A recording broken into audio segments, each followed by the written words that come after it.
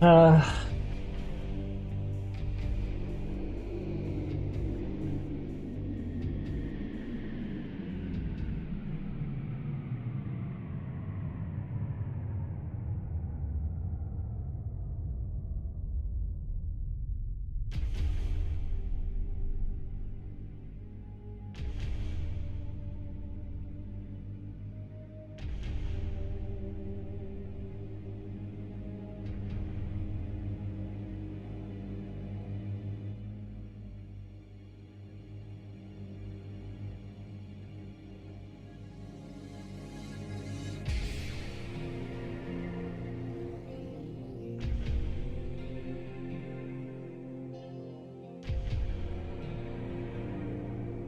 I don't.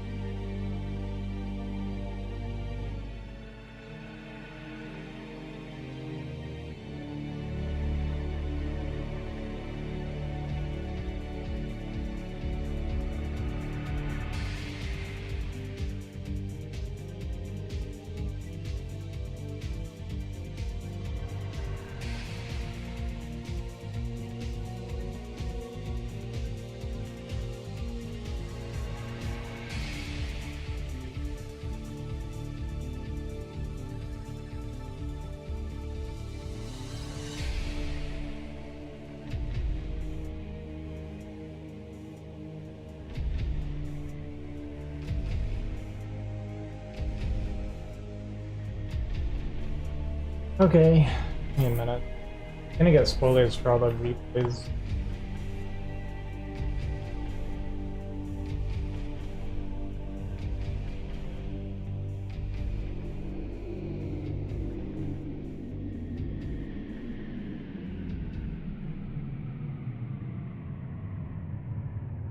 Well,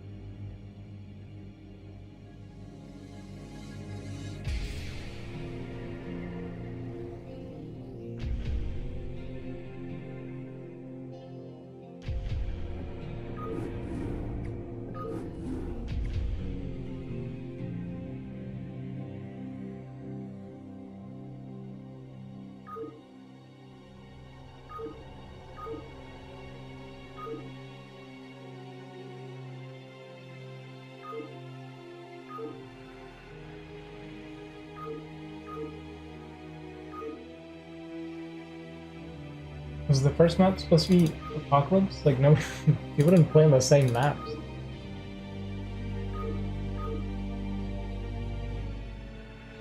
Radio.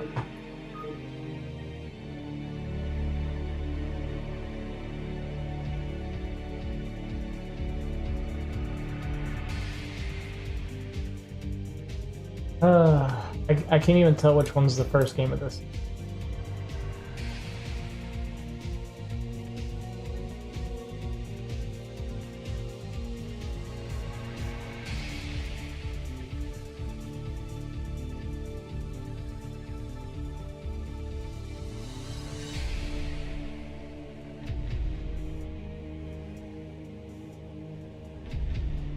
What's up, China?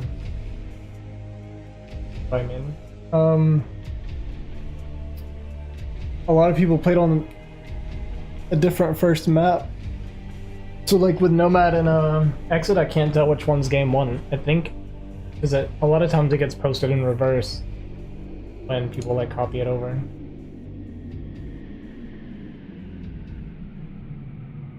No, it's he didn't make a replay pack for the one with Nomad and Exit. Those are just the two that oh, it's Veto's. Oh, okay. Yeah, they didn't make a replay pack for those two. So, I already know the results. I mean, I know the results of all of them now. Sadly, I avoided spoilers this whole time, but because of the way it's like scattered around, and it's like right below everybody posting the results, I know everything that happens now.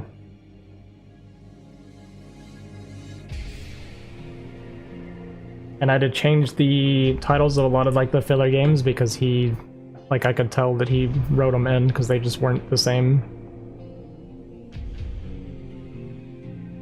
Yeah, it's still fine. I just feel like for me, like as I'm casting, it's easier for me to make it, like it's more exciting for me as well, and that'll translate when I don't know the results, but since I know the result of everything, it does take away a little bit. It's not that big of a deal at the end of the day, like obviously, fine.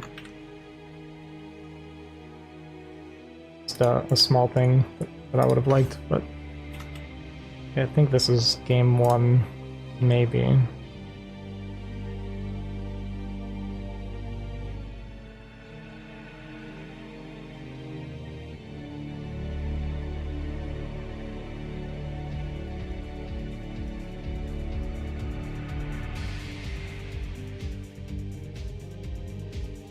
Okay, yeah, we'll see what happens. We'll just go with this.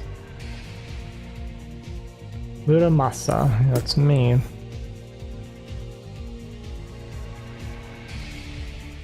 No, I'm gonna start with your game. As you requested.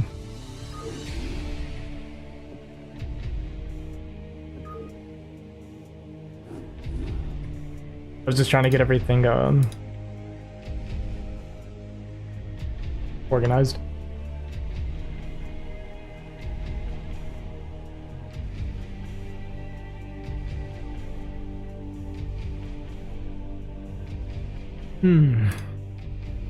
I was gonna get a scoreboard set up. I've been like so crammed the last couple days, it's crazy. Watching your boys dig in the garden. Let's go.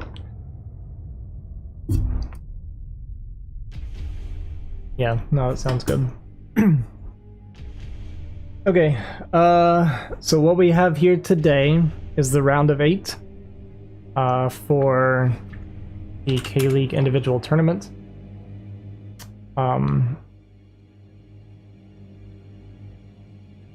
So our 4 qualifiers from the group stages was Pandor, Exit, Nesh, and Vermin. And they'll be playing against the 4 that got a bye based on their MMR ranking within the season, which was Kavapu, Nomad, Ranged, and Semi. So the first match we're going to be casting today is Ranged versus Nesh. Obviously the winner moves on to the semi-finals. And yeah, we'll go from there. So we will be starting off with a PVT. We're going to go ahead and jump straight into this. I'll be solo casting this first series, and then most likely, I think Ranged will be joining me after. But understandably, he didn't want to be a part of his own cast. I get it, I hate it, I do it all the time too. Hang on, give me 1 second. I gotta turn some AC on. It's freaking hot in here, so I'll be right back. I'll just let this run the early game.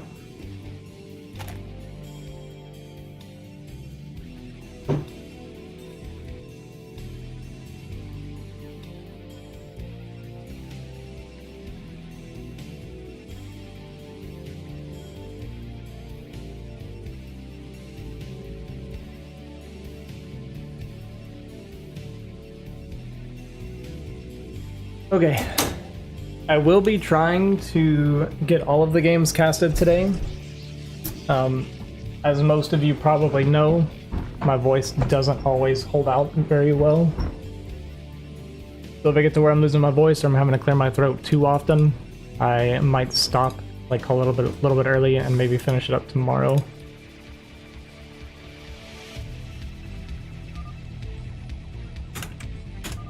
But we will see. When I get a co-caster in, I might let Range talk a lot more to like preserve my voice so we can get through everything. We do have 4 series to do. I think they were all best of 5. Or yeah, they are best of 5. We got 4 best of 5 series. Shouldn't take super long, but when I'm casting, I tend to lose my voice very, very quickly. Okay, so what we're looking at is a pretty interesting like barracks timing. This was at like 250 minerals for Nesh here. But we did get the first scout and gas deal. Yeah, I gotcha. Gotcha. So we got the first scout gas deal.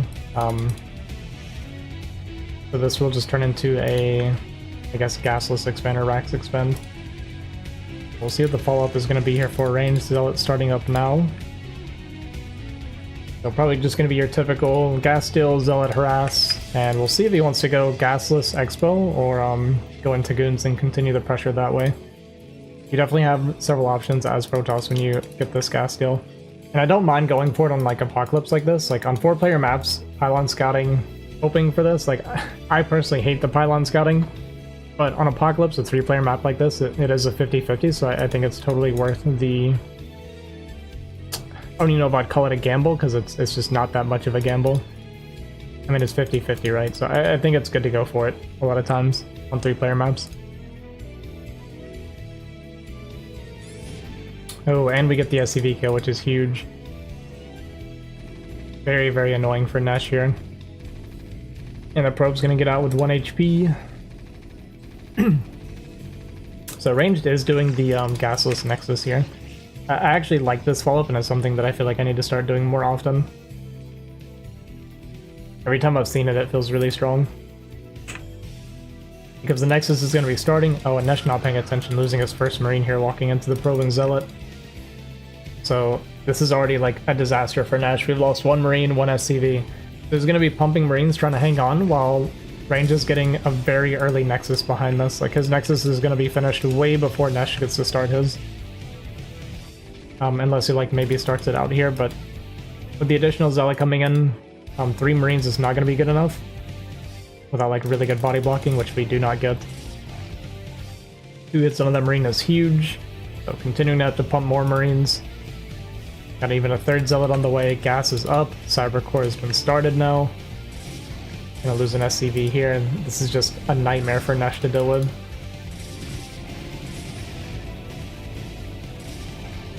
And getting the Marine kills is, like, honestly better than getting SCV kills. Like, of course killing SCVs is good, but when you're killing Marines, he then has to remake Marines, and it's just gonna keep delaying this expansion, like, longer and longer and longer. Because you need a pretty good Marine count to be able to push through, like, 3 Zealots like this. You need, like, 6, 7 Marines. And yeah, he's gonna be pulling extra SCVs to try and help fight against it. Another hit on the Marine here, can maybe turn and swipe some Zealots or SCVs. Does lose 1 Zealot to the SCV surround, which is pretty good for Nesh. All these Marines very low, 1 goes down, 2nd almost goes down. Oh, there he goes. Yeah, see what I mean? Like, we're having to remake more Marines here.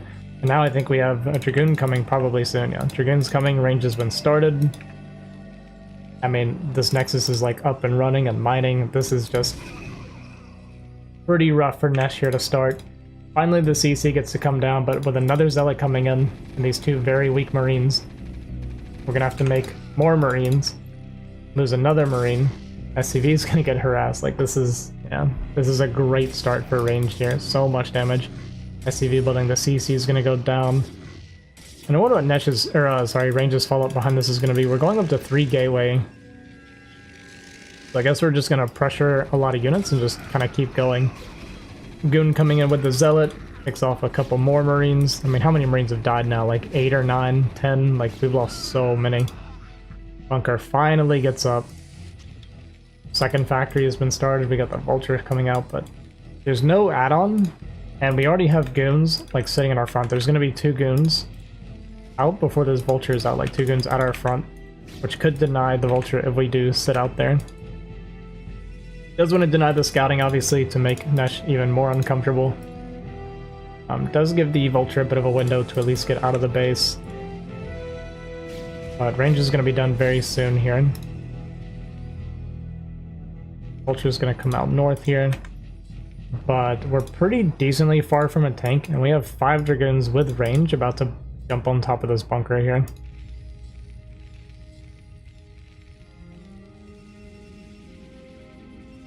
We just went 3 gateway before Robo. Lots of pressure, and that's good for range to do. There's no rush to get the Robo out with how the start is gone, but we know that there's no well,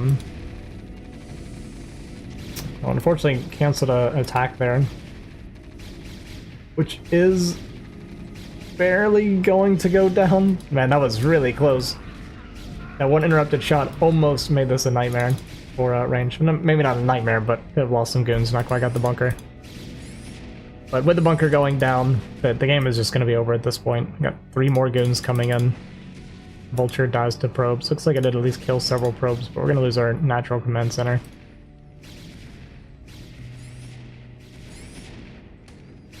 We are going to pull SCVs with our siege tank, which can kind of push this back, I guess. We did finish siege mode. So good body blocking with the SCVs to keep the goons from getting in, but we're just going to keep losing SCVs.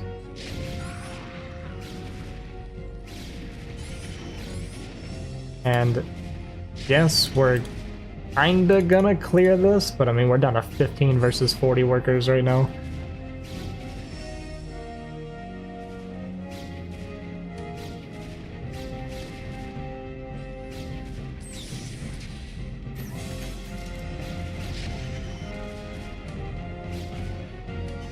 Moving forward, jumping on top of this siege tank.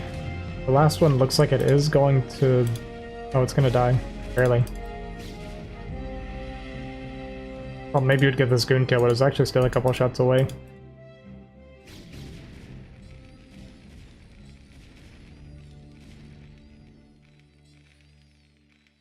And now we are just waiting for Nesh. Okay. No, GG. It's alright. He, kind of got the Protoss treatment there. So game 1 goes to range. Pretty good non-stop harass pressure, that kind of thing. I feel like his control is pretty low, whereas Nesh did have a couple mistakes in the beginning. Losing that first Marine for free and taking some extra hits and stuff. Losing the worker as well. That was a pretty rough start for Nesh there. Hopping into game 2 on Retro.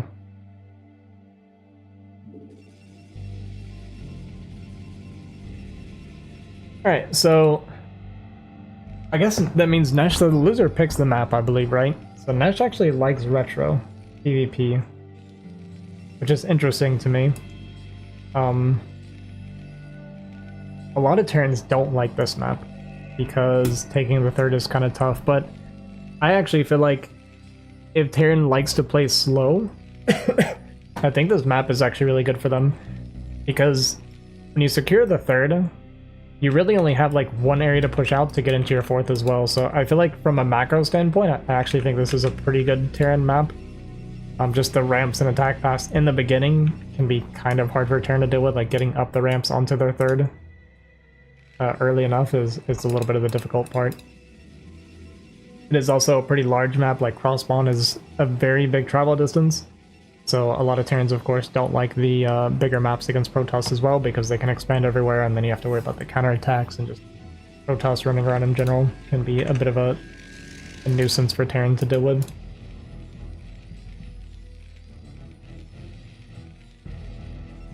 But at least Nesh doesn't have to worry about a gas deal on this map. If you got gas stolen on Retro, I feel like you would have the right to lose your mind.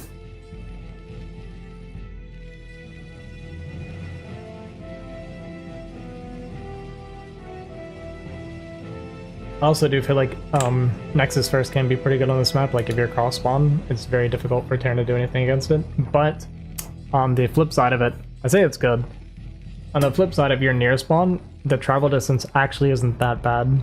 So I kind of take it back. Like cross spawn, yes, is very good for Nexus first, but otherwise it's actually not that great. Like these spawns would be kind of worst case scenario for range to go Nexus first. Looks like a standard opener so far. Not making the 14 Zealot, which I personally don't like making the 14 Zealot either.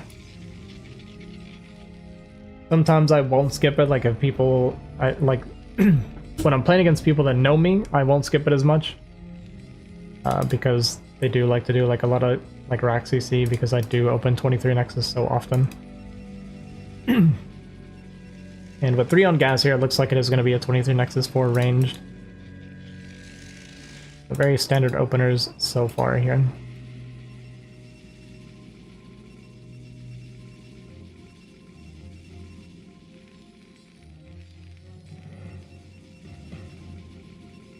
Actually, I was about to say, maybe it is going to be a 19 Nexus. I wasn't really paying attention. I think the gas timing was actually a little bit slower, so I kind of take that back. Let me back up a little bit. I think his gas take was a little bit later than normal. Because we're not floating a bunch of gas, so that means he did not take it a normal time after putting 3 on gas, so that's my fault. We did rangeless 19 expand. I've been seeing this a lot lately, and I've tried it a few times myself. I don't hate it. The only thing about it is when you're doing 19 like rangeless, you are vulnerable to like some like an FD or something will just straight up kill you.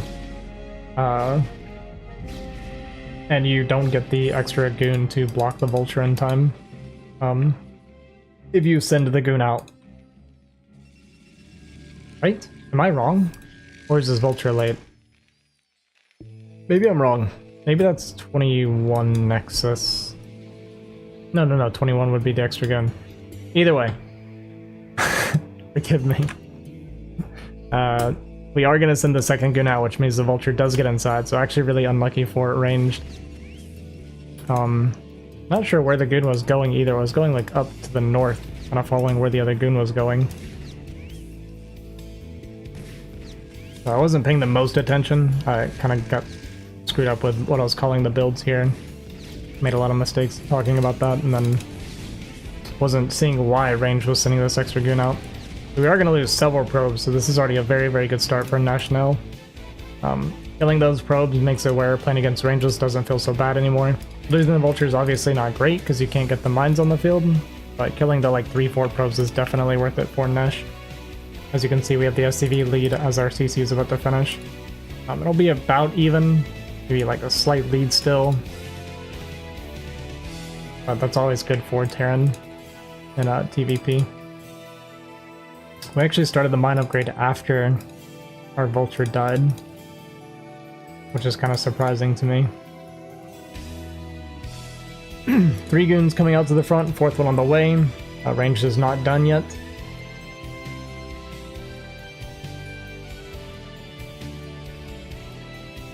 Put the tank and 4 Marines in this bunker, actually making more Marines as well. Are we going to go for a push?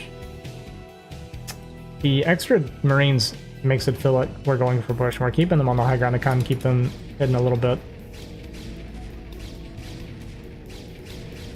This is going to be a 3 tank push, I believe, with some extra Marines.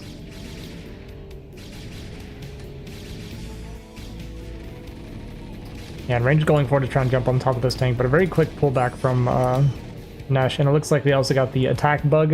You'd love to see with Dragoons, it happens all the time. The one Dragoon does go down, which makes this follow-up push like that much more powerful.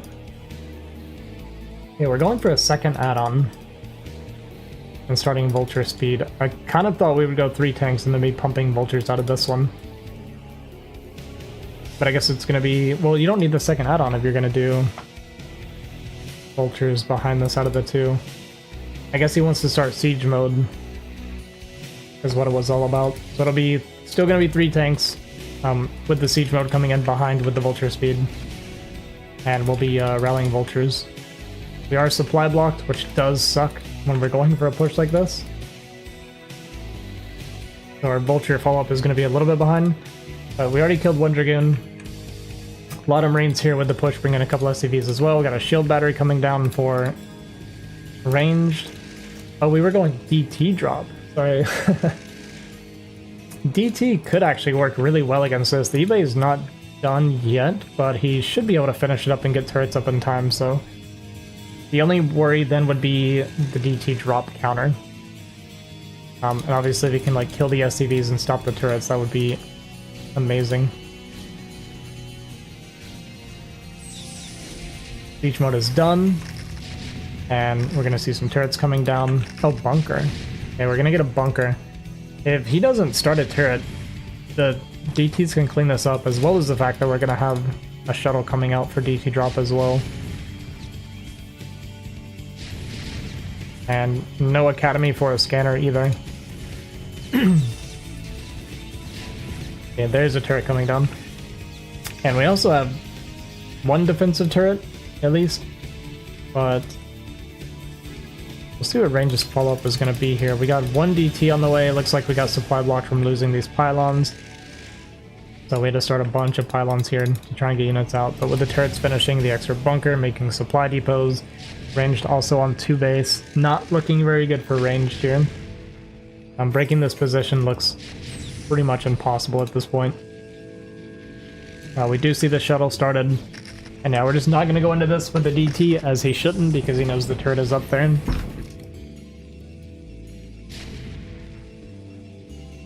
So he's just going to look for the DT drop counter, which I think is the best he could hope for in this situation.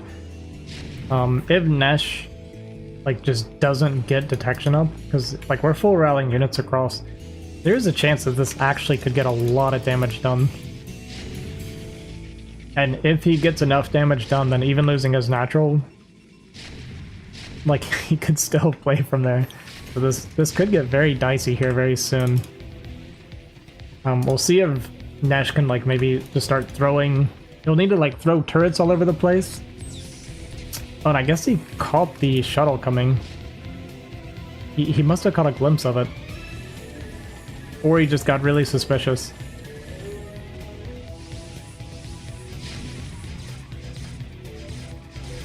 Okay. Does get 1 tank. One of the DTs about to go down, but doesn't actually go down.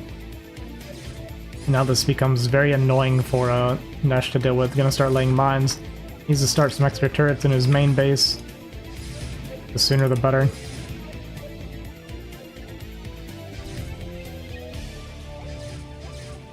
Not sure what he's focusing on here. Starts an academy. Looks like one of the DT did die. And this isn't getting as much damage as I feel like it could have got. But it's also hard for range. Like, you didn't want to walk up the ramp into turrets or like mines are already being set up, I think. So just trying to get as much damage as he could get done here, but this was not enough damage after losing our natural. Looks like he's going to try and save up units and go for a bust. It's hard to believe that he's going to be able to break this position. I mean, we have like this kind of wall here, this like semi-wall. But he'll try, he's gonna give it a try. Nesh could reinforce now, but maybe a little bit worried about more like drop harass or things like that. Kind of keeping his units rallied inside of his base now. Ranged is gonna go for an expansion, but is immediately gonna get scouted by Nesh. Nesh understanding that the only way we could really lose from this position is something crazy like a hidden expansion. Even setting up mines behind his contain here. Very good play from Nesh. Huge mine hit. It's every single zealot there and they just absolutely melt. Yeah, and going for this bus is not going to work. We'll be able to kill like 1 tank, 2 tanks, maybe kill the 3rd. Okay, we get a 3rd tank, but it's not going to be enough. And with the Vulture here, Range knows that he's not going to be sneaking any economy out.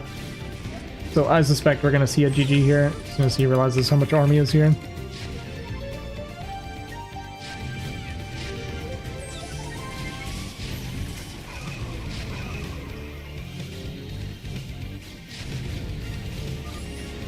And GG. Nesh takes game 2. So tying the series up 1-1. Gonna go to game 3.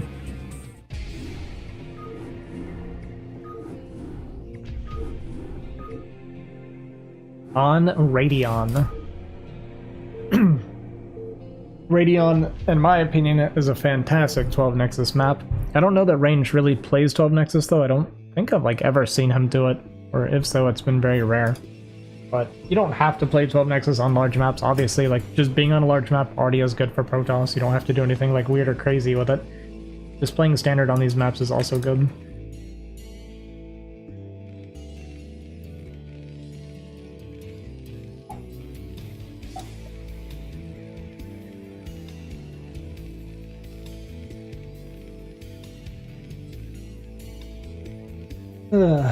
Give me...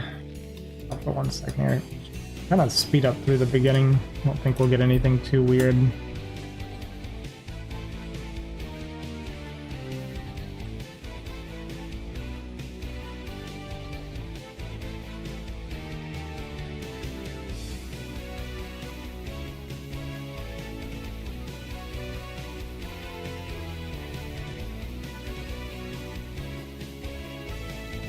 Okay.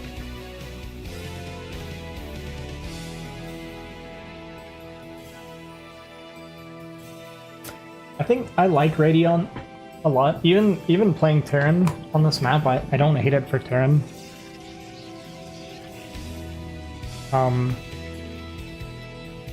Yeah, I just kind of like the map. The third base for Terran's not that bad to take. I do think getting a fourth base for Terran can be a bit tough because you have to come out into like this big wide open space out here to try and like secure it. But if you can get that base secured, if you get up there with like a wall and some units and stuff, it is actually pretty easy to defend, I feel like. But it's just getting it secured in the first place can be very difficult. Alright, so Range is going to get the first scout here. Nesh looking pretty normal for his start. And I think I should have paid attention to the gas timing. I'm so bad about like timers and stuff. I think this gas was more on time. You would think as much as I've been playing StarCraft, I would know like these really simple things by now. It's really bad that I don't. It's actually really bad.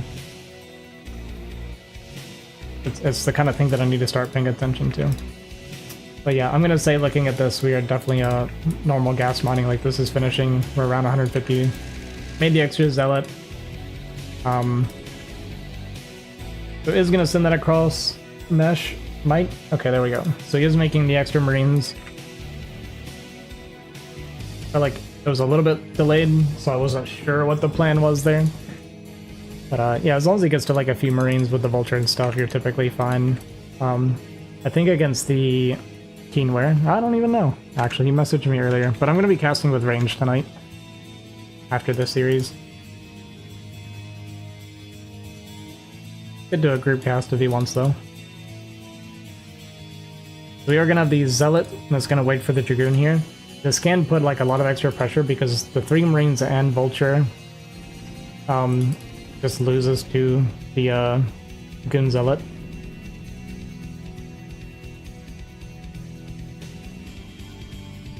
So we'll see how this plays out.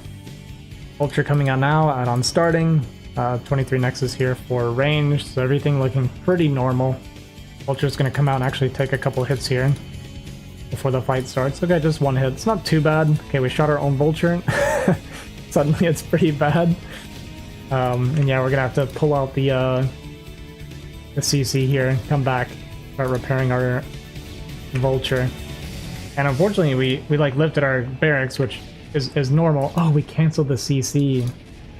And I guess he kind of had to. Like, he couldn't really defend it because we're so far from extra units starting on the high ground. So this is a fantastic start for ranged here. This Goon and Zealot, like, really paying for itself. Second Goon coming down now as well. Like, even just, like, keeping the Vulture inside like this is so good for ranged. Because we don't have to worry about the Vulture harass or anything like that. Robo's going to come down after the first gateway, so we'll go straight into Observatory. Could be quick Reaver. I do know that range does like to play Reaver, at least in PvP.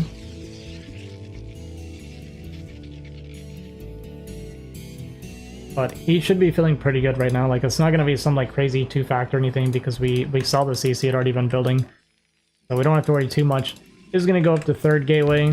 I'm just playing it extra safe because we don't really know what's happening on the high ground right now. We at least know that it's not going to be a super fast push, but he could be like transitioning into something kind of all-in-ish behind it. We don't know. But he is getting the CC armory coming down, so Nesh is going to just try and play normal macro from here.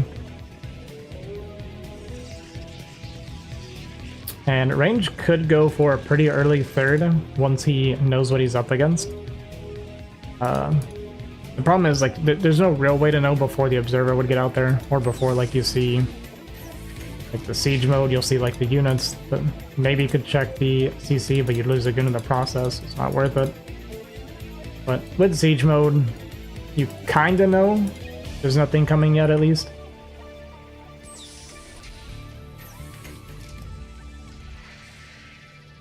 Actually, I take that back. There's really... range doesn't know right now. Seeing the siege mode doesn't necessarily mean that they're not pushing. It could just be an early siege into chasing you off, so they could have like 2-3 factor behind this or something. You never know. But it's late enough now. Like, with our 3-gate production up, he should be feeling pretty safe now. And like I said, you know everything's delayed because you saw the CC get cancelled. But it's just going to be a really defensive position here for Nesh. Observer is going to fly across now and kind of confirm everything for ranged. And once he sees like the CC, the turret ring, he knows their siege mode. You feel pretty safe. Yeah, third Nexus is going to come down behind this. And this is also the beauty of stopping that Vulture in the beginning. He knows there's no like Vulture that got out on the map to lay mines or anything, so he just gets to freely send the probe, no escort needed, don't have to worry about clearing mines. Yeah, here he sees the siege mode, the turrets, the CC, and feeling pretty good about the opener right now.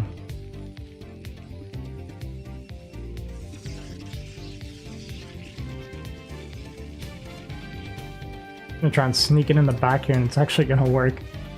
So the turret ring not even accomplishing like its goal here of stopping the observer from getting in.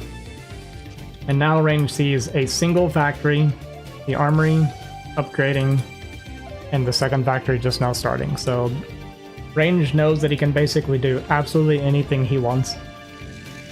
We are going to see the support bay come down. I suspect we're going to see movement speed, although we are only in 1 gas still, so it might delay that for a little bit, but I think he's going to try and play shuttle style. We'll see if he goes Reaver. I think at this point you don't necessarily care to go Reaver. You still can, obviously, and like use it for just like harassing the army when it comes out, but you're not going to get any damage done at this point with a Reaver. So I suspect it's going to be just shuttle style for fighting.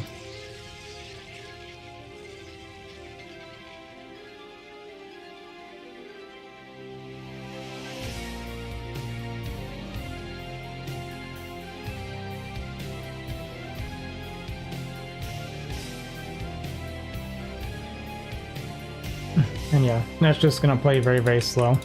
At the starport down, so we'll see the science facility and probably a second armory starting here very soon. It's going to be a bit short on gas. I'm going to go up to a 4 factory. I mean, 4 factory is also fine. So I think we'll go, unless this is an armory. It's going to be a depot. So we're just going to go for a second attack and not go armor. I think that's totally fine in this situation. He is a little bit behind. Actually, he's a good bit behind after that opener. So cutting a little bit of a corner at least. Deciding to commit more towards the second attack instead of getting the armor. I think this is actually a good play. Like, our gas was really delayed because of the late natural getting taken. So opting into that makes sense to me. And right now range is like, okay, so you're on 2 base. I know you were on 1 factory. You were getting +1. So there's no like crazy +1 timing because he knows like what the factory timing was. I mean, we can see it literally right here. And we see the science facility. So when you see like the science facility, you know that they're typically not planning on a quick push if they're doing starport sci-fi and you see that it's only a few factories. I don't think he's confirmed these factories over here, but I mean, you can assume at this point that he's definitely gone up past 3. Gonna scan the main, see the extra gateways coming down, sees the shuttle. Okay, so we did actually make 2 Reavers. I don't hate it, like, I personally think Reavers are so good against Terran when used correctly, just for, like, messing with the pushes when they're coming out. I just personally suck at it, but I know Range plays a lot of Reaver, so he's very comfortable with Reaver.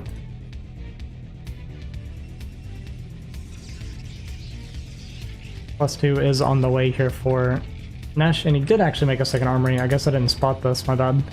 We are going second armory to go for 2-1 here.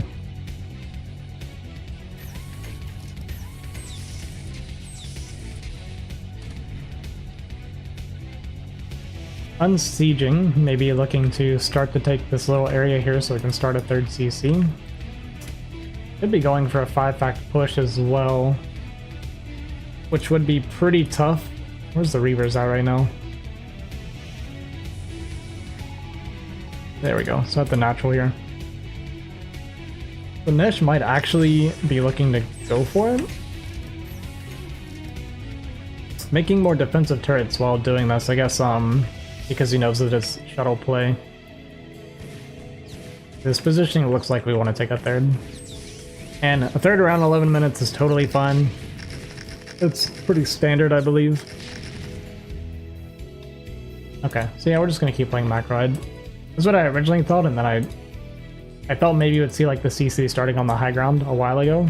But yeah, this is totally fine. Just take it on location. Clear the area first. Kinda either or. Observer sees these tanks, I guess, a little bit alone, he was thinking, so he thought he might could jump on top of these, but we just bleed off a couple goons here. Range did go up to a 4th base behind this.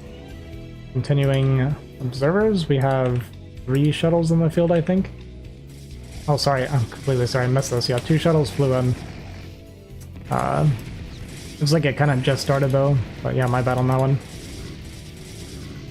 But this is like very annoying for Nesh to deal with. You see like his supplies already dropping, just these Reavers getting value, the Zealots getting some like SCV kills, then you got these turrets to make the redrops really annoying, so you have to rebuild the turrets. Losing a fair amount of SCVs, going down to 49 here. This Reaver on 9 kills. Both Reavers getting very low, but getting picked up. I'm just going to dump them back in this corner and just get a little bit of extra damage. Maybe pick off a couple of vultures. We are out of scarabs on this one and not rebuilding them.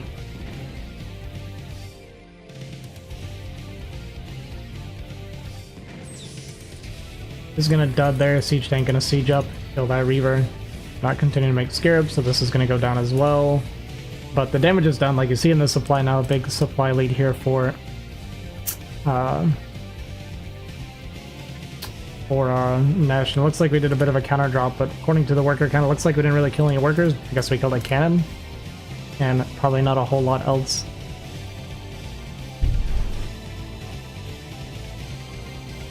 Sorry, my observing not so good today. I apologize, kind of missing a lot of the stuff here. I'm gonna change it to red, blue. This is much easier to see. Should have done this a long time ago.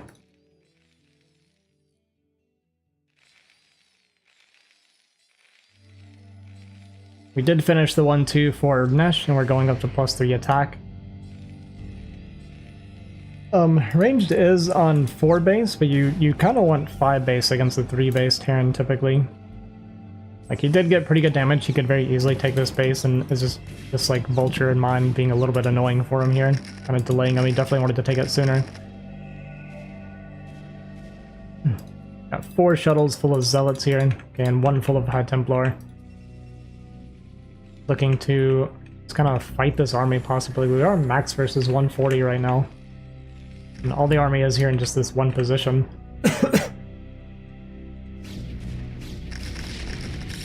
Ain't gonna pull the trigger. The mines are eating up all these zealots. But we have a lot of zealots that didn't get sent. Shuttles kind of flying into the turrets a little bit. But here's the Templar unsiege, or unload, sorry, into the storms. Gonna storm off a bunch of these tanks. Unfortunately, this group of army not going, like, makes a really big difference, actually, because the mines basically got cleared out by that first wave of zealots, and then the second wave of zealots didn't join the fight. I was actually talking to Ranged about this just recently, where he was talking about how, he feels like when he's using, like, 1 through, like, 4 or 5 hotkeys, whatever, for his army, that sometimes a group just gets left behind. And I actually have this happen to me all the time, too, where it's like, I'll do it like 5-6 times, I'll go through my hotkey, send him army, and the same hotkey somehow is the one that didn't send, ever. I assume it has to do with, like, just the way your hands, like your fingers or whatever, are going through the keys, and you just keep making the same mistake. But I have the same issue. Yeah, that was a bad fight for ranged. It's a bad fight for range, but supply still looks pretty good for him. The only scary thing is, like, Nesh, it does take a lot of pressure off of Nesh, and now the vultures get to get out and make sure there's no, like, additional bases. He knows that ranged is on 5 base right now, or you can kind of surmise that, since this got cleared up. Is going to stop this other corner base from going down, which is great. And there, I was going to say, like, after that fight, you can kind of drop your next CC and start considering working towards taking your 4th base here now. Is going to scan the main, just wants to make sure there's no, like, carriers, or maybe looking for Arbiter Tech or something like that. But range is sticking to the shuttle style for now, just pumping out shuttles. I know when DeWalt does shuttle style, he makes 2 robotics, and he just constantly bombs, like, the same bases over and over and over again. It's like non-stop. Really fun to watch, but it looks very difficult to do. It's very like, multitask intensive. Just something I'm terrible at. You know, playing StarCraft. But 1-3 is finished, so Nesh's standing army is actually pretty strong. The supply is starting to catch up as well, getting up to 166 here. And the 5th base only just now mining for ranged. Our bank isn't really where we want it to be for ranged. Our gateway count's not, like, super high. We are adding 5 additional gateways here at the corner base. I mean, the gateway count's fine. 66 probes is good. Like, having a couple extra bases just for, like, the additional mineral smoothing is fine. Like, it's good to have, of course. But, yeah, Nesh's standing army, like I said, is starting to look very, very scary. Up to 2-3 upgrades, and probably going to stay there for the rest of the game. I almost never see Terrans get the 3rd armor upgrade. Science vessels out, or D-Matrix, or possibly EMPs. But that is the one good thing about using High Templar in shuttles. It's also very good for avoiding EMP. Good for avoiding EMP, and it's good to stop Terran from targeting your Templar as they're walking up to Storm. With either Vulture or Siege tanks. Because with, like, really good targeting from Terran, it makes it so hard to actually Storm if you're not using shuttles.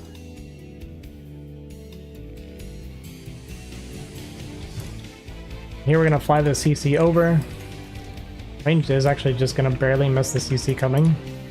Uploading 2 tanks here. I guess we're going to go for a tank drop on the top left base, possibly. This is going to get spotted here. We'll see if Ranged notices. Okay, it looks like we're looking here at the storm drop. Pretty good storms here. Actually killing pretty much the entire middle line, so knocking Nesh down to 60 or 51 workers.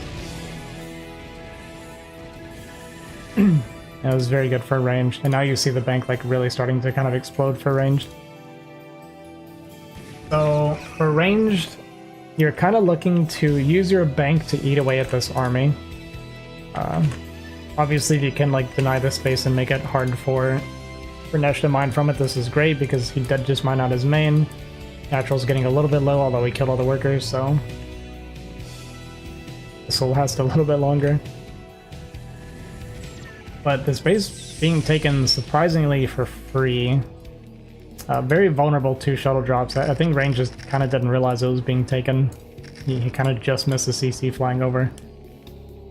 So a little bit of an opportunity there, but Hard to tell, of course. He doesn't have the observers here spotting for it. Maybe just assuming at this point Nesh is taking this base. So this is where the like kind of hard part can be sometimes for Protoss. If you're not good at it, like me. Which is using your bank and army to kind of whittle away at the Terran. Like letting him sit and like get a bank and get like a big army, get his positioning and stuff is like really difficult. But like this kind of stuff is good, like creating skirmishes, killing a ton of workers, knocking Nesh down to 35 workers. Getting storms off in the army, of course, is also good. Because at the end of the day, you still have to kill the army. But like this is exactly what you need to be doing as Protoss, just creating skirmishes, using your bank to kind of chip away at them, and make it difficult for him to come out and kind of end the game.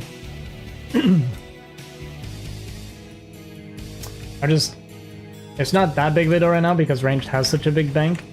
I'm just starting to become a little bit concerned for the lack of bases overall. Like we're on 5 bases total versus 4 base total for Terran, and that's typically good for Terran here. And it's going to be very hard, I feel, to get a very good trade against this army. Like, this army is terrifying. It does pick off the Science Vessel, which is really nice. Don't have to worry about the EMPs or D-Matrix. And that's leaving a pretty big chunk of army behind here to defend this base. And Range kind of running into the meat grinder here of mines and tanks. Gonna get a couple units up here, gets one storm off, which does do a lot of damage, but yeah, this is totally fine for Nesh. Like, Nesh is still maxed. Does have no bank, but like this fight's gonna continue to trade very, very well.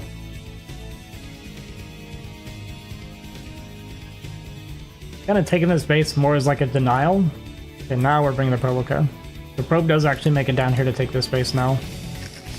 And you kind of see what I mean, like from that one fight, like Ranged bank got almost cut in half here. And we're going to be remaxing, yeah, basically with half the bank of what we had before that fight. And now this, like, terrifying army is going to start coming for this base up here. We do have a lot of storms on the high grounds. Like, Terran pushing up ramps is obviously extremely difficult. And while this is happening, Range is going to look for counterattacks. And just, like I said, creating more skirmishes. Good bit of units still left behind here for Nesh. Also did a pretty good job rebuilding his SCV count back up to 51 workers relatively quickly here. Need to see storms here, but he is like watching this fight up here. This is maybe more important. Probably not maybe. This is pretty important. And you kind of see it all of a sudden, right? Like, Nesh attacks into this base and gets like chipped away at storms. We have this counterattack that kills like a good chunk of army here. Kills a ton of SCVs again. And suddenly Nesh's army, or his total supply, is down to 140. You do see Range's bank just completely gone now. But with these units up here, it's going to be so hard for Nesh to break through this base. Extra corner base coming now for Ranged as well. Nice little minefield, or decent minefield. Gonna do a lot of damage, kill a bunch of these zealots on the way over. But you see this army's like almost gone now for Nesh. And while he did trade like really, really well, Ranged is going to clean this up. And the follow-up push from Nesh is pretty far from now. When am I going back to playing as Terran? I guess when I start playing again. I've been in the mood to play it, but I've been super busy this week. I've actually barely played any StarCraft at all. I played like 3 games this whole week of 1v1.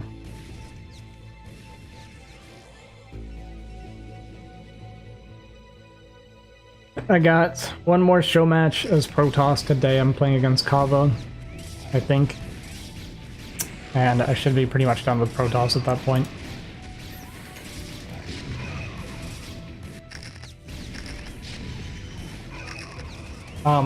Yeah, anyway, that being said, like, after all the skirmishing, Nesh, this is still, like, playable from Nesh. The supply is not that bad. Like, standing army supply is really even, actually, because we're down the 18 workers. So the army supply count's almost the exact same. which of course is typically favoring for Terran.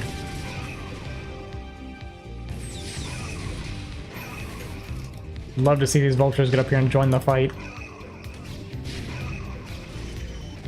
But this is going to get deflected here, and the space is going to get denied, and all of a sudden ranged. Kind of what I meant, the bank is gone. Do we have good carriers, or did we cancel them? We may have canceled the carriers. We're going to get a counterattack on the 6 o'clock. And you know, I say that about the bank of range, but it's the same for Nesh. We're on basically one mining base right now, which is getting harassed at the moment. Well, I guess really it's the same for range. Like, we're pretty much on just this one base. We have this nexus down here, but no workers mining from it.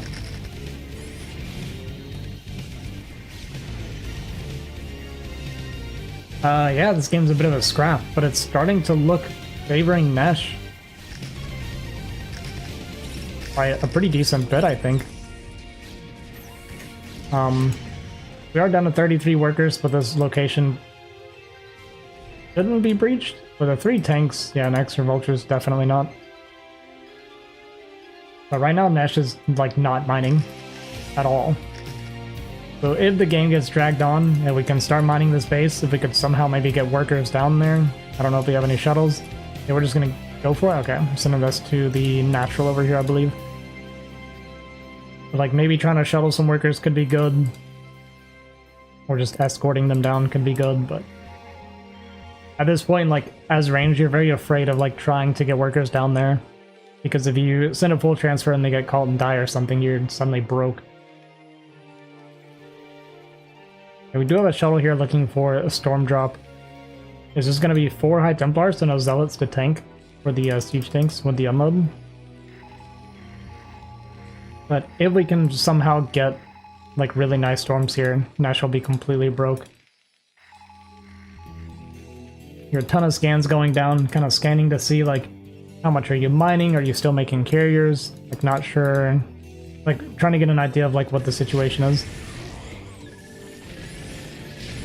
Pretty good SCV pool. But we see the storms come down on top of the tanks.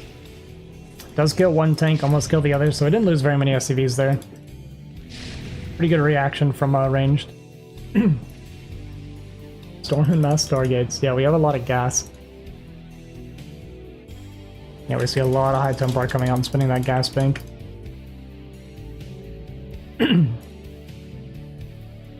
I feel like the longer this drags on, it's going to start favoring ranged again. Like, this bottom left base is basically a lifeline for ranged right now. But it's also so hard for Nesh to push up in this. Like, we have the tanks, we have the storms up here. And a really, really bad trade going up this ramp could suddenly end the game as well for Nesh.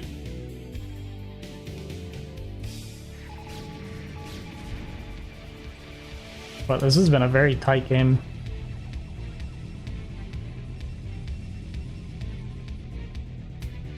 Neither player feeling like they can really expand anywhere right now. This would be a good base for range to try and take, and it looks like he is going to send a probe over here, but we got a vulture covering for it. Immediately noticed and killed. Scan's looking for observers, I think, but we scan the observer. Not sure. Goon's coming down here with the mines, or the observer, clearing off a couple mines, clearing off a couple vultures. Don't want to stay too long to start bleeding off dragoons, because our bank is very precious right now.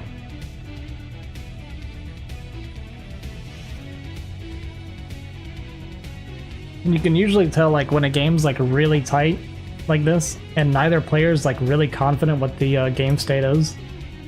I'm gonna lose this probe. Boom. This is kind of what happens, where it's like they both kind of don't want to attack anymore. Because it feels like by being aggressive, you could just lose the game immediately. You don't really know how much your opponent has. You don't know exactly, like, what their bank is. But all that being said, Range is going to go into this third base here. And the army was all the way out here on the left. He's going to see the army coming. And maybe look to catch it with storms, like, while it's coming in. So these skirmishes, of course, are what you're looking for as Protoss. Yeah, these storms, especially, like, on the army, on the entrance, is amazing. Bunch of tanks going down, bunch of Goliath, vultures. Like, these storms are doing so much work. And with Storm alone, suddenly ranged, feels like he's in a really good position. Great skirmish there for ranged. Catching, like, moving to a position where the army is not, and the army walking into the storm was just so good by ranged. I want to overcommit here. We're kind of bleeding off a few units for free. But this is good for range for two reasons. Obviously, we killed a bunch of army, and by doing that, we are extending the game. And in the current game state, the longer this goes on, the better for ranged. We are making carriers as well. We actually have the 2 plasma shield armor. Plasma shield upgrade going to be good here for the carrier. Even going for +3, I like it. I actually really like +3 shield for carrier interceptors. I think it's really good, really underrated.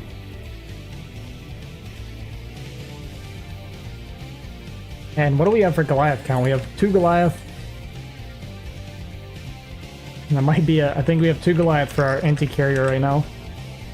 Yeah, with that fight and the carrier swap behind it, I'm feeling really, really good about the position for ranged.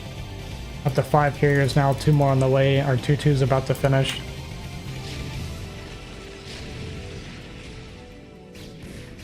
Nesh starting to finally push for this position. Like, he does have to have these bases. He needs to deny this and take these bases and kind of go for like a semi-split map.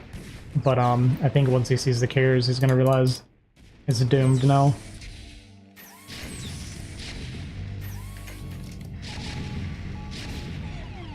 And even losing the Lion's Vessel to the cannon. Here come the carrier, and Nash just doesn't have the economy to deal with this right now. Gonna run in the vulture, kill off a couple probes, but I mean, ranged at 70 probes right now feels totally fine about that. And now, even if, like, by the time we build enough Goliath to fight these carriers, the damage is gonna be done by then.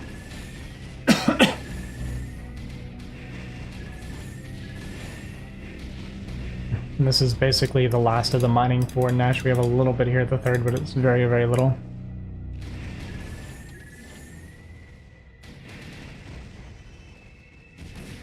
Gonna look for a counterattack here, a bunch of cannons. Gonna clean off a bunch of the vultures. A lot of tanks gonna be heading this way. At least away from the carrier, so that's pretty good. Good targeting on that Templar. Nash has actually been very good about targeting the Templar a lot of times with his tanks here.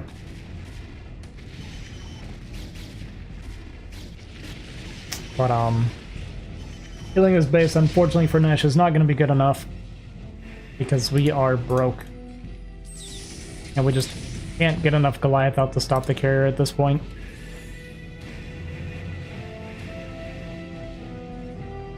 Range double expanding behind all this as well, so losing the space, yeah, like I said, not that big of a deal for range. One series in. I wish I could talk non-stop without losing my voice.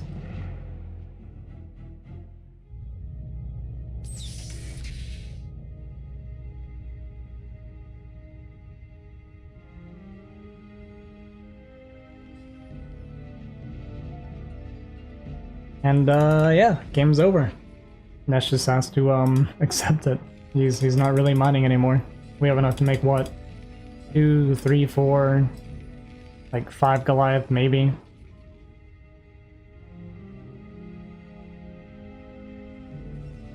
I think even if ranged move command his carriers through the Goliath and lost them.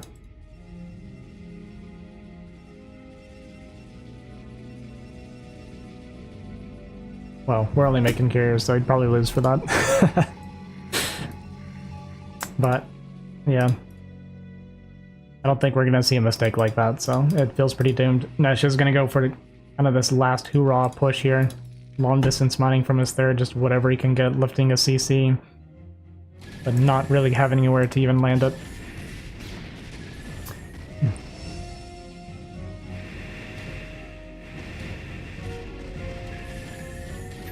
I mean, it is like a pretty strong army from Nesh, but it's just nowhere near enough.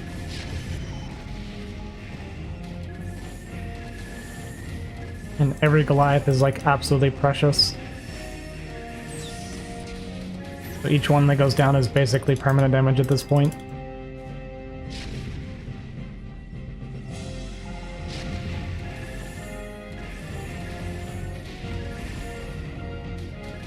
Targeting tanks, which is totally fine. I mean, really just killing anything is obviously good. He's able to remake army behind this, whereas Nesh is not. So everything he kills is it just stays dead. Kill enough of the tanks and then your ground can come through. He tries to push up into storms. And the army just gets smaller and smaller and smaller. You're gonna see storms on top of the Goliath. Bunch of damage on that storm.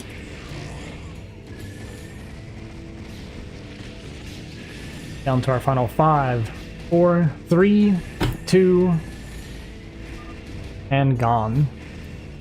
No GG from Nesh. And Range is going to take this series 2-1. That last game was a pretty tight game. I felt like it was very competitive. And that will push Ranged into the semi-finals. Not entirely unexpected, but I feel like Range put up a really good fight. Or, sorry, Nesh put up a really good fight. Like, brings it back in game 2 to an even match, and then game 3 was like very, very close at multiple points.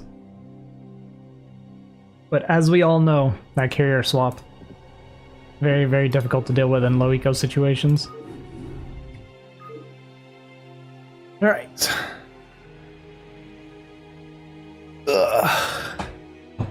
Let's get Ranged in here, possibly, if he's ready. Let me see if he's here. Do some of the talking for me now.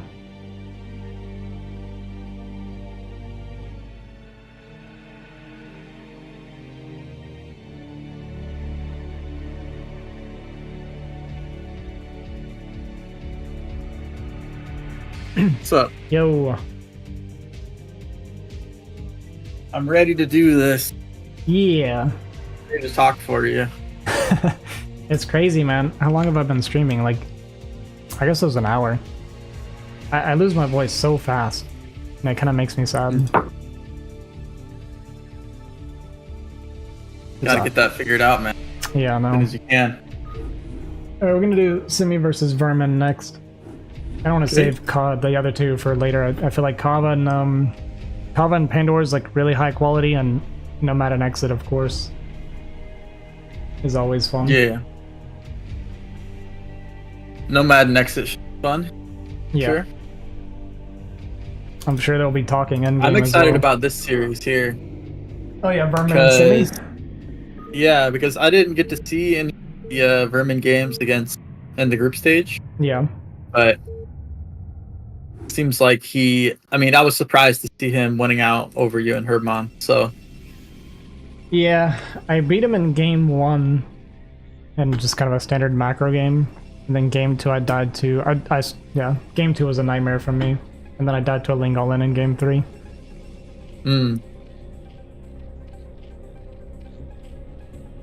So we've got Vermin starting at the bottom left. And Semi at the top right, and this is Radion. Yeah, very big travel distance here for these players. This is where you ask me, you don't have to talk so much, you ask me what I think about this map for PvZ. Okay. Range, what do you think about this map for PvZ? I think it's a pretty balanced map. I think it's a pretty good Protoss map. Like any other 4-player map, you're basically just trying to survive, first of all, right? Against Zerg, you don't want to die to it. Like, first thing on your mind is defending any sort of Ling aggression or Hydra Bust or Quick Muta. Oh wow, this is I was gonna say, what do you think about Simi's build right now? This is an in-base gateway. Yeah. This is interesting. Actually, Semi was telling me about a build that he does that's like 3 fast DTs. I was gonna say, do you think it's gonna be the DT build? Yeah, I was there for it. Well, it's a 2-gate. This could be a minis 2-gate, but you see it's like 10-11 gate. So this could be mini 2-gate into Reaver push. Okay. possibly. That's the thing about Simi, is he knows a bunch of like odd builds and he's not afraid to do them. Yeah, he is a part of that Protoss Discord, and that there's a lot of builds talked about in there. There's guides, translated guides from Korean pros. Yeah. So yeah, so we're not even gonna need to like. This isn't going to go into a macro thing. Just based off of what we're seeing here. I mean, it definitely could, but oftentimes when it's one base versus a one base Protoss, it usually ends on. We're actually getting 6 lings out of Vermin as well. But I don't think he's confirmed the build from Simi yet. He's just making 6 ling. Mm-hmm.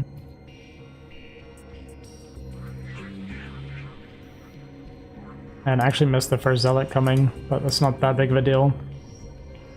Gonna see the next 2 Zealots coming out of his base right now. And yeah, he's just now realizing that it's a one base play.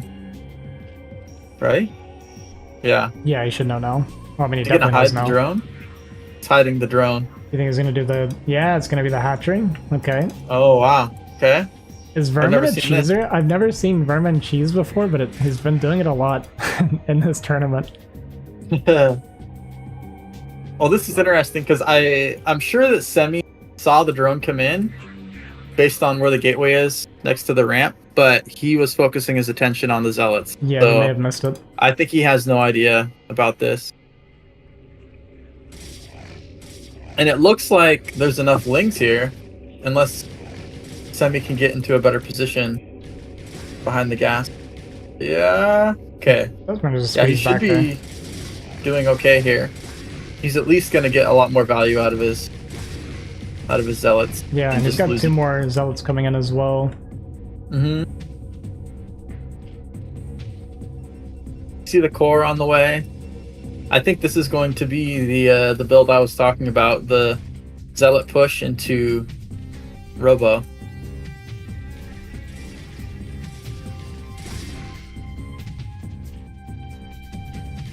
Obviously, getting into Scout with the Zealots, so he could decide if he needed to go Stargate too, if there was a lair going down. But yeah, this looks really getting good a drone right now. Despite having a hatchery in his base. Yeah, it's looking pretty rough for Vermin. Like, after losing that drone as well, we're still at 8 drones right now. And we're going to lose our natural hatchery. Ling speed, not quite done yet. Okay, we're actually going to target the lings from Simi there. It's not going to go for the hatchery. I guess we maybe not quite would have got it, or would have been close. We would have lost the Zealots anyway. In the meantime, it's just not worth it. Yeah. Surprising that this did as much as it did. We're at cross position. Pretty long rush system. Yeah, it was looking really good for Vermin at first, but the Zealots kind of slipping in behind those minerals made it something very ugly for Vermin. And actually found the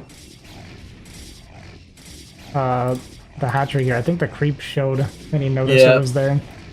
Yeah, I really think maybe if Vermin would have built a sunken, that is natural, and just kind of secured the game from there, because he had the element of surprise, the in-base hatchery, but targeting the Nexus there, I really... It's a bit ambitious. Well, this is a lot of lings. This is a lot of lings. And can get the flank on the ramp as well to open the ramp up. Right. But having a hard time getting his lings to attack. Like, this positioning actually really tough for Vermin. Yeah. Wow.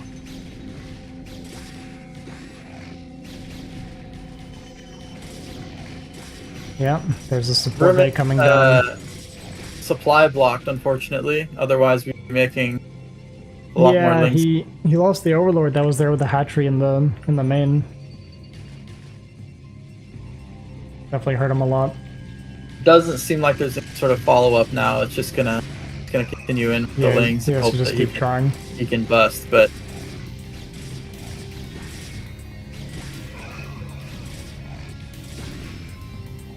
he's just kind of barely not having enough. Like, yeah, you know, I kind of feel like if he would have just kept massing up lings in the base and not losing them, just running them around, and then when he had enough, just went for the ramp, it might have been a little bit different. Could have Yeah. been different. I kind of feel the same way.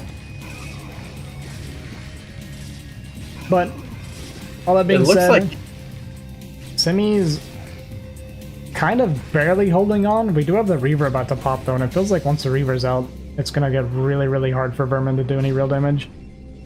yeah, he is creating some chaos here though by getting the Lings in, not letting Semi have this. Sure. But yeah, now that the Reaver is out, that Yeah, you can kill an infinite amount of Lings. Yeah, you'll never lose this Reaver to Ling. Oh, big Scarab. GG. Nice, quick 7-minute game. What you like to see, and that's a voice saver right there. Yeah, that's what you like to see when you're losing your vocal cords. Alright, game 2 on Polypoid. I did start to really dislike this map against Zerg. Yeah, so I don't really like it either because of the high ground. Yeah. So that high ground third base, you want to take it because it makes it easier for you to defend. Mm-hmm. Because if you don't take it, then and Zerg like gets position on it, then it makes it really difficult for Protoss. Yeah, it's horrible. However, You want that third gas, so though. you want the third gas. So it's awkward. It's kind of an awkward situation Yeah. because the Zerg typically they also want a third gas, Mhm. but they can afford to build another hatchery at the mineral. Exactly. So Yep, that's pretty much how I feel about it. Like, Zerg taking the mineral only, isn't that big of a deal for them and going into the gas for their fourth, whereas as Protoss, it's like, yeah, it's exactly like you said. You want to take that high ground mineral only because it's so easy to defend your bases from that position. But then it's like, you start missing that third gas so badly. Because you want to be able to make, like, so many goons in Storm in the beginning.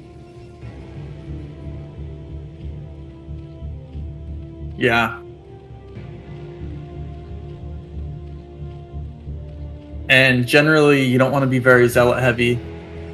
Around the time when you're taking a third base will be when Zerg Lurkers. has lurkers. Yeah. So that makes it kind of awkward for building zealots, but you can always just turn those minerals into extra nexuses. Right. Having that mineral only is just really powerful though, positioning wise in every matchup. Yeah, for sure. It's pretty crazy. Like in these particular positions, it's great for Semi because it makes it really easy for him to get a fourth base up. If he takes the mineral only as his third, Mhm. and he can defend that area, then Zerg has to go all the way around to attack the fourth base at 12 o'clock. So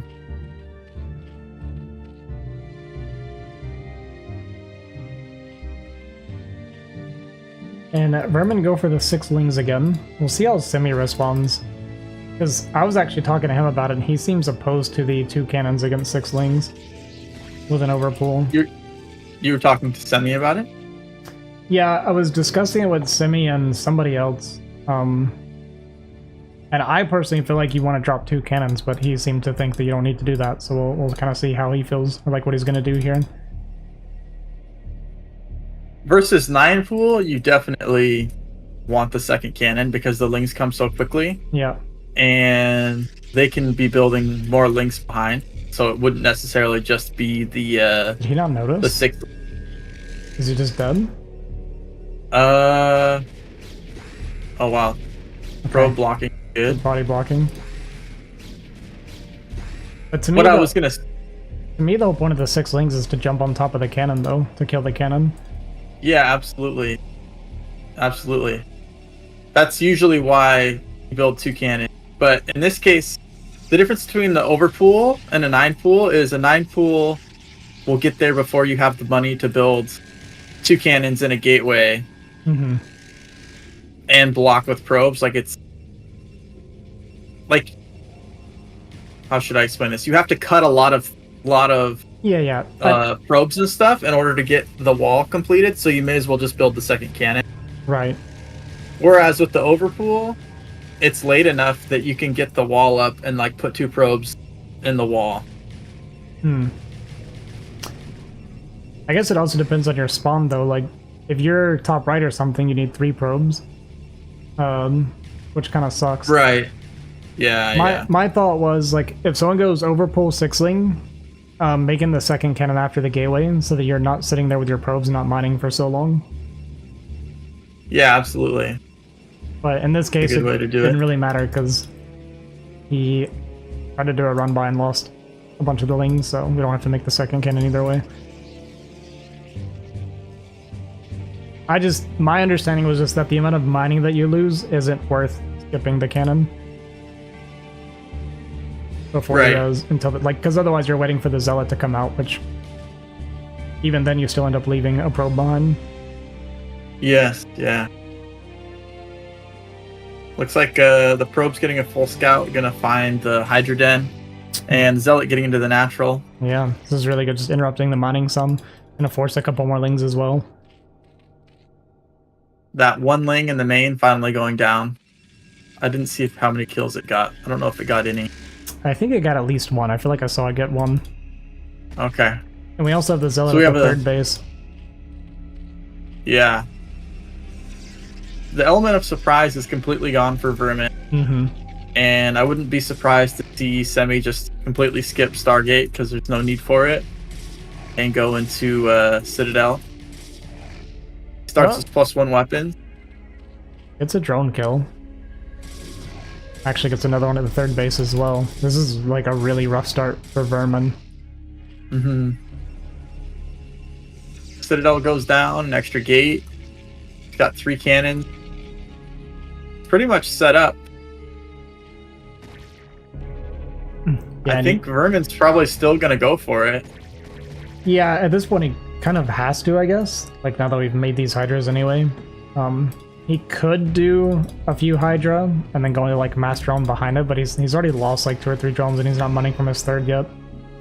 Yeah. I do think, as Zerg, against a Protoss that's skipping Sair, if they scout your Hydra all in, you can build like 6 Hydras to bust down the wall. Yeah. Or 8 Hydras, I don't know how many you really want, but basically just build a small amount to bust down the wall and pray that the Protoss overreacts since they don't have a Sair to scout if you're droning or not. Right. Yep. I agree completely. Even when I know I'm getting Hydra like busted, I still like to make my Stargate eventually. Just for that reason. Yeah. Plus, you also kind of want to get the constant scouting so that, there's a Zealot here still in the natural. Just killed 2 drones. Oh, wow. I don't even know how this that. got here.